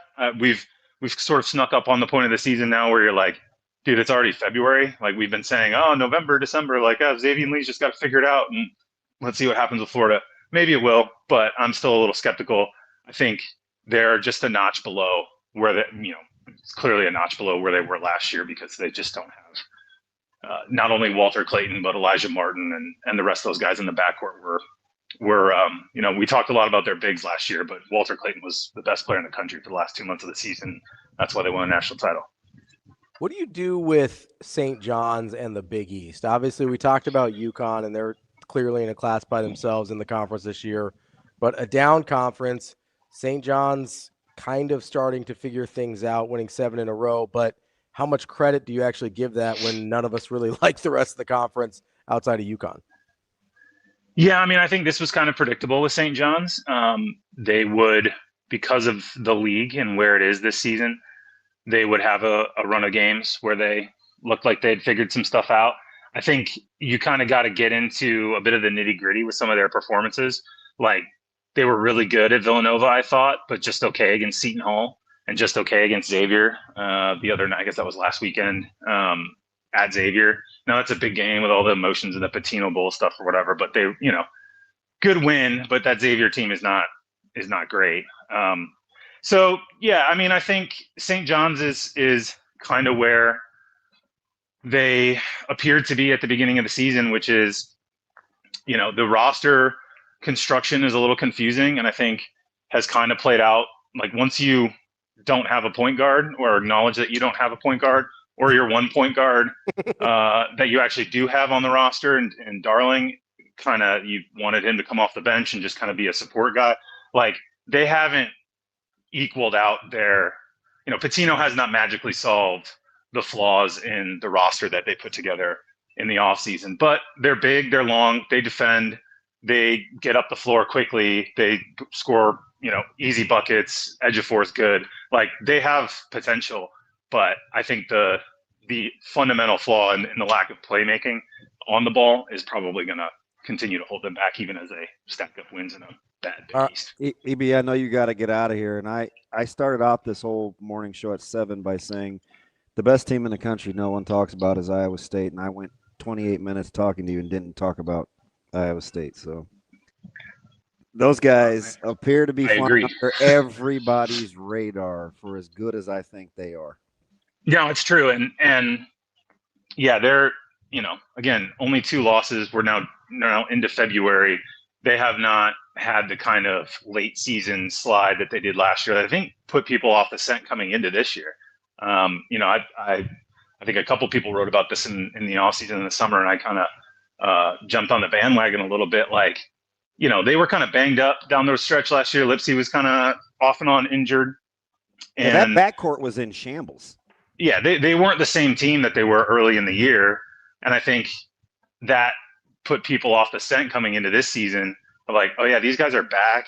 And obviously Jefferson has made like a massive, ridiculous, like this guy's a pro type of leap. Momcilovic, not far off that. And so they are as well run. It's been really fun to watch this evolution of this sort of group of players and this style under TJ, where they were all defense, all turnovers, couldn't get a bucket down the other end, but just guarded you like crazy, to now being able to do a bit of everything on both ends of the floor, led by a guy like Jefferson, who's, one of the 5 or 10 best players in the country. All right. Where can people find your work? Yeah, my website's EAMONNBRENNAN.com. It's called Buzzer. It's a newsletter. Really appreciate anybody stopping by, signing up, supporting, or just popping over and saying hello. Absolutely. Brilliant as always. Thanks, EB. All right. Take care, guys. That is EAMONN Brennan. Go find him at EAMONNBRENNAN.com to get more stuff like we just heard. How we go without talking about Iowa State? Well, I think it's a microcosm of their entire season. People just kind of forget about them. I know people, they heard Jamal Mashburn say that. He wasn't the only pro that said that about Cooper Flagg. Yeah, I mean, I don't agree. Well, you can't really, can you? No, I mean, you know what makes it hard? Well, we know what it looks like in the pros already. Yeah.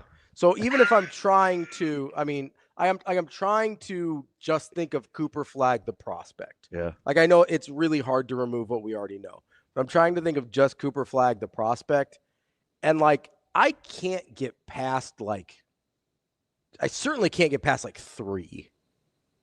Even if if you went Peterson and DeBansa? I am not a Peterson guy. Like, I cannot. You're gonna double down on that, huh? I've been doing the playmaking concerns me. Yeah, I mean, it's fine. You don't have to belabor it, because people are gonna jump on you for. No, they're gonna kill me for it, and I understand there's a good chance I'm wrong, and that's fine. But the playmaking concerns me, and the not playing concerns me. Like, I don't know what it is. Is it actually cramps? Is it a weird load management thing? Does he just not like playing basketball that much? Like, I don't know what it is. Because then you see him in the first half, and he clearly enjoyed taking that game over. Yeah, and then he looked 100% healthy. He plays 3 minutes in the second half, and he's gone for the rest of the game. I don't know what to do with that. Like, I have that game to me is the weirdest version of Darren Peterson that we've seen all year. He didn't appear to tweak anything. Maybe he was cramping. I don't know. Usually when people are cramping that badly that they can't play the rest of the game, it's pretty obvious. We've seen people cramp. Like, we see what it looks like when people cramp up. It usually looks pretty obvious when it's happening. Are they faking like LaFraud and you get carried off the court years ago? Or whatever. I mean, like, I don't. Hey, guys, the South Beach heat is really killing me. Carry me off. Or like, San Antonio turns the AC off in the finals game, and that's cool. Make him heat, I'd like for you to read that headline. Right? We have somebody that's on the same page as me. No, they're asking a question. They're not saying the answer is yes. What's the question? The question is, are there teams that should want to trade for Kyler Murray? You asked me the same question last year. You're assuming because they're asking the question that the answer should be yes. I'm not the only one. Don't matter to me. You might be the only one answering yes. That's my point. It's fine. I mean, the 5-year 230 is not appealing, but they're going to be on the hook for. Arizona's going to be on the hook for. Yeah, they're going to have to eat some of that at 26 least. mil. Yeah. If it's 5 days past May. So, I mean, it's a tricky contract. 105 of that 230 was guaranteed. Guaranteed? Guaranteed. How much is it paid out already of the guarantee? Do we know? I don't know. He did it in 22. A lot of that's going to be the signing bonus up front, so it's probably half. Yeah. So there might not be that much guaranteed money left on it. I don't know. I haven't looked at it. Do you have any faith in LaFleur? I don't know what to do there. I mean, I have a really hard time, and this, I mean, it worked out for some people, but I have a really hard time when it's clear that the head coach is the one making the decisions on that side of the ball and then hiring their coordinator on that side of the ball. I don't know. It doesn't always work out. Have you not seen Quessy getting ran out of Minnesota? I mean, do you believe the fact that their head coach didn't want the quarterback? Sometimes that happens. No, but I get that. But I'm just like, okay, if Sean McVay is, Did you read the Kellen Mond thing? Maybe it's a Minnesota thing. Might just be a Minnesota where they take quarterbacks they don't want. Might just be a Minnesota thing. That wasn't funny though. But I felt bad for Kellen Mond. I sit here and I go, okay, you know, you've got your OC for the Rams, and I sit here and I go, that's a Sean McVay thing. How much credit do I have to give the OC? Is it? I think so. Yeah, I mean, but I feel the same way about McDaniel and Shanahan. It's like clearly McDaniel has at least some idea what he's doing offensively, but like that's mostly a Shanahan thing. I don't know if I'm going to jump on hiring that guy when it's pretty clear. Like Kubiak, on the other hand, Kubiak's very interesting to me. That sounds like a pretty good hire for the Raiders. Like if that ends up working out, like I'm more interested in that than I am LaFleur when it feels like Sean McVay's making all those decisions. Did Mike McDonald get all the credit for being the Ravens defensive coordinator for 1 year? Apparently. But he's a good coach. He's a good coach. It's weird. I struggle with it. But I also understand that a lot of times these OCs that are super geniuses or whatever calling plays don't end up being good head coaches because they don't have the right skill set for it. Do you know how old McDonald is? I said old McDonald. No, I don't. He's 38 years old. I was going to say, he can't be much more than 40. He's a youngin'. That guy was in Ann Arbor once, too. I think everybody was in Ann Arbor once, apparently. Dude, I think, remember John sent Jim his guy? He was in Michigan in 21. Yeah, he's trying to help him out. He's like, here's my guy. It kind of seemed like he did him a favor. Man. That's what it seemed like. Jim is like, I had that guy on my staff. You don't need him. It's fine. Do you see you see one of my favorite guys retiring? It just came down when we were in the show, so I don't know if you've seen it yet. Not NFL, but football. Oh, throwing me. Yeah. But no. It is an OC, though. That's why it kind of got my brain. Gus Malzahn's retiring. Oh, why do you honk for that? I love guy. Gus Malzahn. What's that? I think Nick Marshall was a long time ago. That's fine. I just like the way it looks. Like the way his play design is, all the eye candy, all the misdirection. He always seems so irritable. Oh no, he's a huge D-bag. He comes off as a huge D-bag. I said irritable. Yes, indeed. You know, a lot of people have said he's pretty hard to work with, but are you surprised that they said that about Dana though too, and Dana seems nice. That folks are coming to the defense and piling on with Sweeney not letting this tampering thing go? That could set huge precedent. Yeah, amongst the coach, because if the coaches would do the right thing, this wouldn't be a goddamn problem. Yeah, you know what? I wanted to ask Eamon because this is sort of a different thing, but I think it's in the right neighborhood of coaches doing the right thing. Is he was on a podcast last week, I believe. Brennan? Yeah, Eamon was, and he was talking about this whole Nate Oates situation, and I forget the quote that he had. Oh, yeah, his quote that he had on it was the disease of, well, after all, why shouldn't I? Yeah. And that to me is yeah. And I wish I would have gotten to it with him because I'm like the person that says because I can. Yeah, just because you can doesn't mean you should. Doesn't make it a good idea. Yeah, and just because it's not illegal doesn't mean it's not immoral or unethical or good for the greater good, right? Just because You're dang right. What up, Nebraska? Just because you can get away with it doesn't mean it's the right thing to do. And it's not like Nate Oates has had a hard time acquiring talent otherwise. You got some fellas. That's the thing that I think I'm the most annoyed by. Was it G League dropout? Bediako knows that he has to be going through that. Well, how would you like to be Bailey? You coming back? I understand why the players do it. If you think you're this guy and you're going and you think you're going to be in the NBA and making all this money and you're not, it's clearly not happening. I had a thing though. Can I just tell you this and put myself on Front Street? Yeah. So I went through a stretch where I felt like guys were so mismanaged coming out of the NFL, they should be able to test their draft and then be able to come back to college. Mm-hmm. But that was without them actually playing anything, which I'm more okay with. That's kind of I don't have a problem I don't want to with be that. hip. So if anybody that's listened to you though. forever, like I was a big fan of that. I don't think that's hypocritical.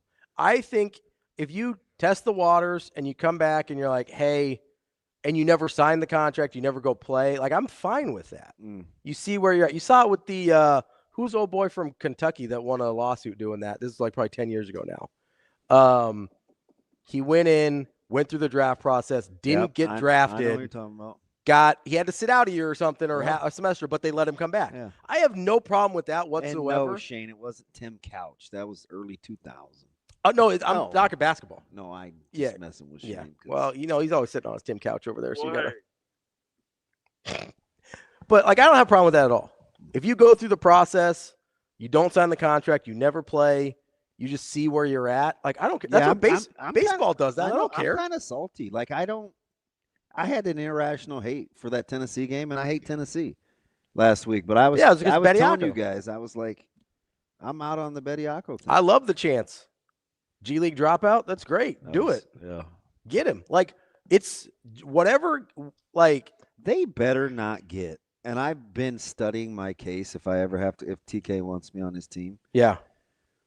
Like, the SC better not use conference depth or anything to try to validate some of these seed lines for college basketball because, Florida's going to make the case for the best team, in my opinion, in that conference. And if Vanderbilt is the next best team, don't be giving me the potential of Arkansas or Alabama or Georgia. You like Tennessee? No, they're okay. Kentucky's only okay. But I can just see the argument starting with the quote unquote depth. They're gonna give you the same BS that the football side of things does. It'd be like, oh, the only reason we took so many losses because look how good everybody is. It's like, no, some of you were all just mediocre. That's fine. Like, I look at the SEC, I'm like, that's not a very good conference this year. They're fine. Were you surprised?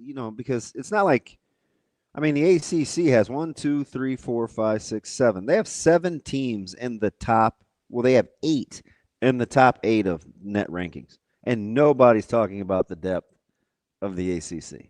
No, not at all.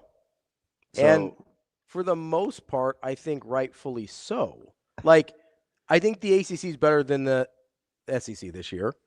But outside of – oh, do you? Yes, I do. Outside of Duke, who's elite in the ACC? Elite? Yeah. There probably isn't one. But I'm telling you. I would make the same case for the SEC, though, too. But I am telling you. Outside of Florida, is there anybody you think in that conference going to win a national title? No, because I can't see Vandy winning a national title, and I do think they're the next best team. So there you go. Like, you're looking at it, like, I think there are more better teams in the ACC than there are in the SEC, but you're going to get this whole narrative about, well, look at all this. We just beat each other up. It's so hard to be us.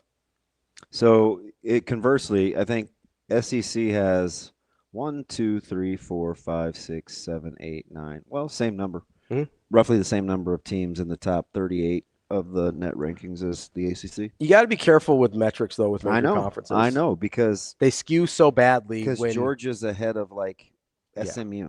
Also, when you've got not that that's egregious. No, but when you've got a bunch of teams that are pretty good or okay, just you have a bunch of above average teams, it jacks the metrics up super high. Yeah. Like, it does. And so I don't sit here and I go, I don't care at all. Like, are you like rock set that Georgia would beat Miami? No. That game's a coin flip. I sit here and I go, I don't care about Kentucky at all. I don't think that's a good basketball team. It's a good win they had, though. I look at Auburn. I don't care about them at all. I don't think that's a good basketball team. I look at Georgia. I don't think that's a very good basketball team. Auburn beat Florida. I know. That's the problem with Florida is they look incredible and then they poop the bed. He said they're one of the more fascinating teams in college basketball. I agree. This is the Florida. So all my hot basketball takes that started since November when you told me I crossed over early. I'm not crazy. No, you're not crazy. All right. You did cross over early. Are you ever going to call me like DB a hoops head? Well, I mean, you are a hoops head. I didn't know you needed the validation. Oh, just. What do you care? But I sit here and I go, okay, so here's my problem with Florida. Is early in the season, you lose to TCU. I don't think a ton of TCU. You start conference play, you lose to Missouri. I don't think much of Missouri. Oh, they're you bad. Go, you have bad. You have a nice little stretch. You lose to Auburn. I don't think much of Auburn. So quit losing these games against mediocre ass teams. All right. So I asked you about Georgia. I've asked you about Arkansas. I've asked you about Alabama. You want another one that's kind of bugging me? Which one? That's in the SEC. Sure. What do you think about Texas A&M? I don't know what to make of Texas A&M. I know what the record is. They're like top 35-ish in net. Are they? Man, like right there, 36, 35. Yeah, they're right at 35. They're like 34, 35, Ken Palm. So let's see. What's their best win? They don't have one. They don't. Yeah, they don't really have a good win. Which is what and they've got some losses. Oklahoma State is whatever. UCF is whatever. SMU is whatever. How many quad one wins does A&M have? A&M has 3. They are 3-3 in quad one. That's They're it? 12, 6, and they've only got 3 quad 2 games. Huh. So they're only that's like a mid-major resume, 5-3. I asked because they're top 35 net in KenPom, and they're in the. I'm just trying to build my case against the depth of the SEC. Here's why they get credit here, because in KenPom, Georgia is 40. I don't think Georgia's very good. Texas is 34. I don't think Texas is very good. Oklahoma is Texas is weird. 66. They apparently have found a pulse. Auburn is 26. I don't think Auburn's very good. LSU is 47. I don't think LSU is very good. So you're getting they're getting all of the back end of the metrics teams that are getting the benefit of losing to the couple of teams in the SEC that are actually good. And so they're beating those teams. It's like, okay, great. Look, we have Texas A&M who's going to fall their way into like a 5 seed or something. And I'll be like, what am I supposed to do with that? That's not. I don't think that's very good basketball. Funny because I'm just trying to. I'm just dreading getting build my case. I'm dreading getting like 10 SEC teams in here and be like, what? We know these teams aren't good. We saw them all year.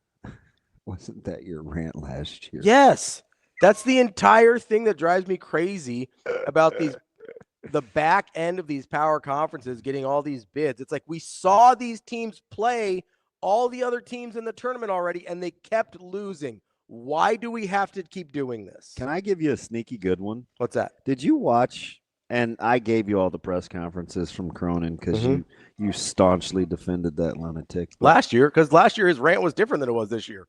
It wasn't a blanket defense of Cronin. Did you watch Indiana UCLA? Go ahead. That was hilarious. I'm upset with everybody in that locker room, my assistant coaches and my players. I mean, I don't need to do anything else. I almost got 500 wins. I'm only 53. The hungry dog gets the bone. Yeah, that was your guy. Yeah, last year's rant was different than this year's rant. Ravi, you love him. Knock it off. I don't even like him. The guy says. I don't even. It's a joke. Reporter says, "Hey, did you ever get any clarity? What do you think?" They gave them the ball. About who they are. I don't even like him that much. There's no way he could be that curmudgeon-y. I'm just. So what the truth. And I just talked to Coach Lewis, who was with him in UCLA before he got the job at the MAC, and he was like, "Look, man, he's better than that. He's not really like that." I don't know. He seems a lot like he might be like that. Maybe when Rutgers almost goes and beats SC. Like, I don't know. The Big Ten is weird. The Big Ten is weird. Northwestern lost at home to Washington. Yeah, I don't. Although Steinbach did go ham. I'm telling you, Steinbach is good. I know you like him. Steinbach he's the only guy on that team I actually like. I think you can keep. I can keep Yates or Diallo. Well, if Yates ever plays, I'll let you know. The three combined for like 65. Yeah, you keep Diallo. I don't want any. Of the 76. I've got you want to buy some more Diallo stock? It's on the it's a No, I'm good. It's I'm just telling it's a pink sheet. You can get those penny stocks for him. No, I don't think he is. Wow. All right. I don't think so. Can I ask you one thing about Nebraska's schedule coming up? You ask me whatever you want. So Rutgers acted like they had a pulse. Mm-hmm. Okay. And that's in Piscataway. That's 11 o'clock this weekend. That could be a sleepy game.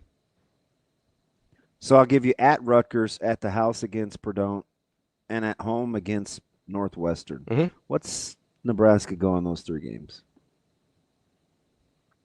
I think they go 3-0. Okay. So in any other year, I would look at the Rutgers game.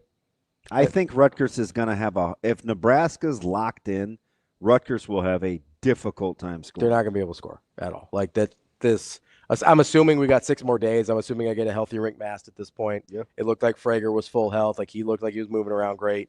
I don't have. This is a game in most years of my life experiencing Nebraska basketball that I would look at and I go, Casey and JoJo. Oh my, yeah. Took me a second on that one, but I got you. You're getting better. In most of the years of my life watching Nebraska basketball, that's a game that I'm worried about. Not this year. Yeah. They haven't lost those games this year. They just haven't. They've gone and taken care of business pretty convincingly every time they face the situation. I have no reason to believe they won't. If I think they're fully healthy, which I think they will be. They got 6 days to be fully healthy, which I think is fine. I think they beat Purdue at home. I just do. And then I think they beat Northwestern at home. Like that's not they hammered Northwestern on the road. I know. That's not a good Northwestern team. They're good. I feel really good about 3-0 there. Iowa gets pretty interesting. Hot Danger's nuts. What did Hot Danger say? I might need him on my roster just for levity. But over time, while Kobe's busy slitting throats wanting to win, do you think Hot Danger would he get mad at him for not being serious enough? Maybe. I don't know. It depends. You know this draft is going to happen. Oh, for sure. I told you this is an off-season draft. We got to get it done. We got to get this is going to happen. We got to get an announcer up in here to announce the draft picks like Roger Goodell. You know, my man Kerry, he says, DB, I don't know why you don't sprinkle $25 on all your college basketball teams you have takes on. You'd have a damn good profile of teams in the pocket. Yeah, I love this sport. The Hot Danger says, be wary of high scorers on a bad team. They might be doing their squad more harm than good. Is he talking about Harper? Could be talking about a lot of guys. Dude, did you hear Don? You might have turned down the volume, but he was going into why Harper scoring points on a bad team doesn't translate to coming over to Creighton. I was like, wow, we're really doing this. So there's we are really doing this. My argument wouldn't have been Harper. It would have been Graves. Yeah, but you guys didn't love Graves. No, I didn't love him. I didn't like his game at Charlotte, but I also was very wary. Part of the reason Harper was a bucket getter, though. Yeah, But what were they, 10 and 20? Sure, but I also have to put I liked the look of Harper's game more than the look of Graves' game, and when you're playing at a school that's struggling, doesn't have a lot of resources, and doesn't have a lot of other good players, sometimes I'll look at that and I go, okay, Harper was the focal point of every scouting report of every team that they played the entire year and still was able to get buckets. He's such a tough matchup if he just do the right thing. Yeah, and I also give him a little bit extra credit because he's young. Like, I give him a little extra credit because he's young. Yeah. Graves has been doing this for a while. He doesn't get much leeway. Oh, you know where I look really, really smart? Where? The whole Dix versus Sandfort thing? Yeah. Yeah. No, I think about that a lot, and it makes me Dix mad. is my guy. Makes me pretty mad, if I'm being honest with you. I think I nailed that. I'm pretty salty about it. I'm also pretty salty that Creighton didn't feel the need to recruit a point guard at all. Seems like a bit of an oversight. And you know what's funny? You know what I You was right just- on, though? You just never know. Because we acted like, Nebraska staff did, but let's not act like we knew Jamarcus Lawrence was going to be sweet coming back. No, we didn't. Like, he's way better. He's playing way better than we thought. He's playing way better than he probably ever has in his life. So I'm like, the portal is tough. You have to get a little fortunate. You just don't know. But when you make bad decisions on the front end, it's hard to get fortunate. I mean, you think Creighton thought this is what they were getting with Freeman? No. Like, that was a prize get. Absolutely. And don't let anybody fool you. Almost everybody in the country wanted that guy. Oh yeah. Like that. Like let's not. Oh yeah, that's yeah. That's factual. That's fact. Like, so I don't kill him. That was a big win for them, and I don't kill them over Freeman. I don't kill them over Dix either, because that's a guy that had been productive at a high level at a major conference. He's having a weird year. I don't know what to do with it. I don't kill him for that one either. The one that I cannot get past is the eval on Nick Graves. It doesn't make any sense. And listen, I'm not saying he's a bad guy or even a bad basketball player. He doesn't fit stylistically what they want to do and never has. There was 0% chance he was going to be able to play point guard the way they wanted him to. That's never been his game. And if you watch it, that's never who he was going to be. So that's the one where I'm like, not sure what we were thinking here, guys. That's the one that I'll go to task on, because I wanted Blake Harper too. I was like, hey, that guy's a bucket. I think he's going to translate. I still kind of like him. I do too, and I think he's got times. You know the one I'm going to take a victory lap on, though, because nobody was talking about this guy? I was pretty high on Austin Swartz from the start. Yeah. I kind of mocked you. Yeah, a lot of people did. It's all right. Austin Swartz is a good basketball player. I kind of mocked you. Well, it needs context, though, because that was the beginning of the solution to your problems. And I was like, how? He's not going to be able to turn yeah. I mean, some of what I was saying I thought was true, Yeah. but they are using him differently. Yeah, they're using him better. But like I thought there was enough there that he could be. Was that the off the bounce discussion and getting into the paint? Mm-hmm. Yeah, because that went a long time. It did. Yeah, we had a long conversation about that one. Long conversation. It's all right. Yeah. Probably not as long a conversation we're going to keep having about Darren Peterson. It's when you dig in. I don't know what it is. Like I know what it is. He doesn't play enough for you. Like, you don't think he's good. It's not that he's good enough. You don't like that he appears to be calling the shots on when he wants to play or not. I don't like that it appears that I'm not sure how much he likes playing basketball. Yeah. Which is a real problem in the NBA. No matter how talented you are. 100%. Like, I don't like you're going to be playing 3 times as many games and you can't play 30 in college. I had a coach ask me, I know we got to go, but we don't have to do anything. I had a coach ask me yesterday, which sport do I think it is the least amount of correlation between college and pro? Oh. And I answered immediately. I should have thought about it. At first blush, I said baseball. I actually was thinking about baseball a lot when you just asked that. I'm not there's sure some guys, it's not basketball. There's some guys that are incredible college baseball players that you know are never going to sniff the league. But Michael Roth. Yeah, that's a great the pitcher from South Carolina. That's a great example. A lot of hitters too, though. A lot of hitters. Yeah. Basketball is tough, man. You triple the amount of games you're playing. Do you know how many good players can't play college basketball? Don't sniff the NBA. Players of the year. Yes. So it has to be in the discussion. I had this conversation about this is like a decade ago. So if I told you when Baylor won in 21 that Flagler and Cryer weren't going to get drafted, I'd have been stunned. You remember Peyton Siva? Yes. That's a dude. I had this knockdown drag out. You don't think I was? I had Louisville on the brain and your criteria. Yeah, I had this knockdown drag out with one of the kids that was playing at Grace for me at the time. He was convinced this guy, because he just watched the tournament or whatever, was gonna be a top. I think he said like a lottery pick, like a top 15 pick. And I go, that guy's not getting drafted in the first round. I promise. Yeah, and I'm thinking so much. I'm talking routine ground balls, comebackers. Like everybody in the league was Florida's bullpen 2 years ago. I mean, they're touching the rubber at like 98, right? Yeah. So I still think it's baseball. Basketball's closer than people think. So how is the most physically demanding of the bunch the closest in football? So here's the art. I think it matters positionally some. Well, outside of quarterback. Even wide receiver. There's a lot of really good wide receivers that never figure it out in the NFL. Yeah. But here's what I think it is. I think there is a level of first. Bellevue Joey's with you on Mick. So, and somebody brought this up in baseball. You're talking about again 3.5 times more games. I do think the sample sizes matter a lot. Football, you're getting about the same sample size. Yeah, but in basketball and baseball, you've played the sport for so long. I get Usually that. good hitters are good hitters. I get that, but you're talking about. I'm talking about just the play, right?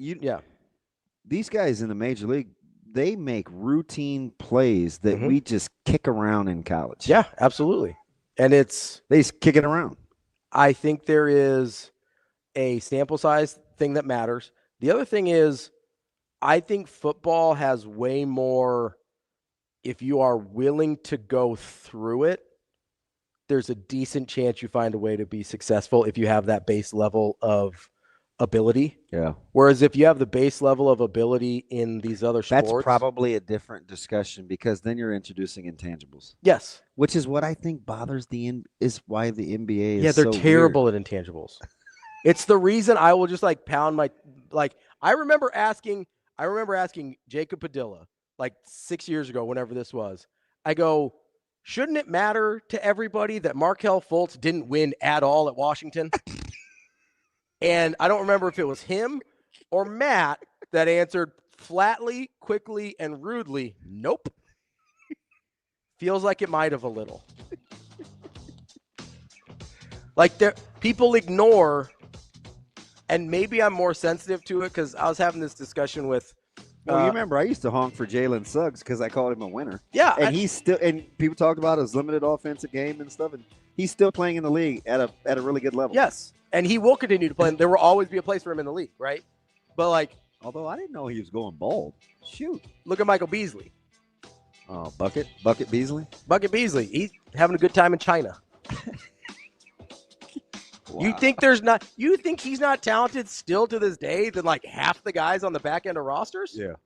What are we talking about here? He'd go get you 9 tomorrow. Yeah, the problem is he has to be in the locker room after that. That's the Michael Beasley problem. It's not about on the floor. It's about everything else. He's you got to share a plane with that guy. Oh, man. That's the problem. Yeah. That's DB. I'm Ravi Lulla. We'll be back. More Hurrdat Sports Live tomorrow. See you. Have a good day. Love you.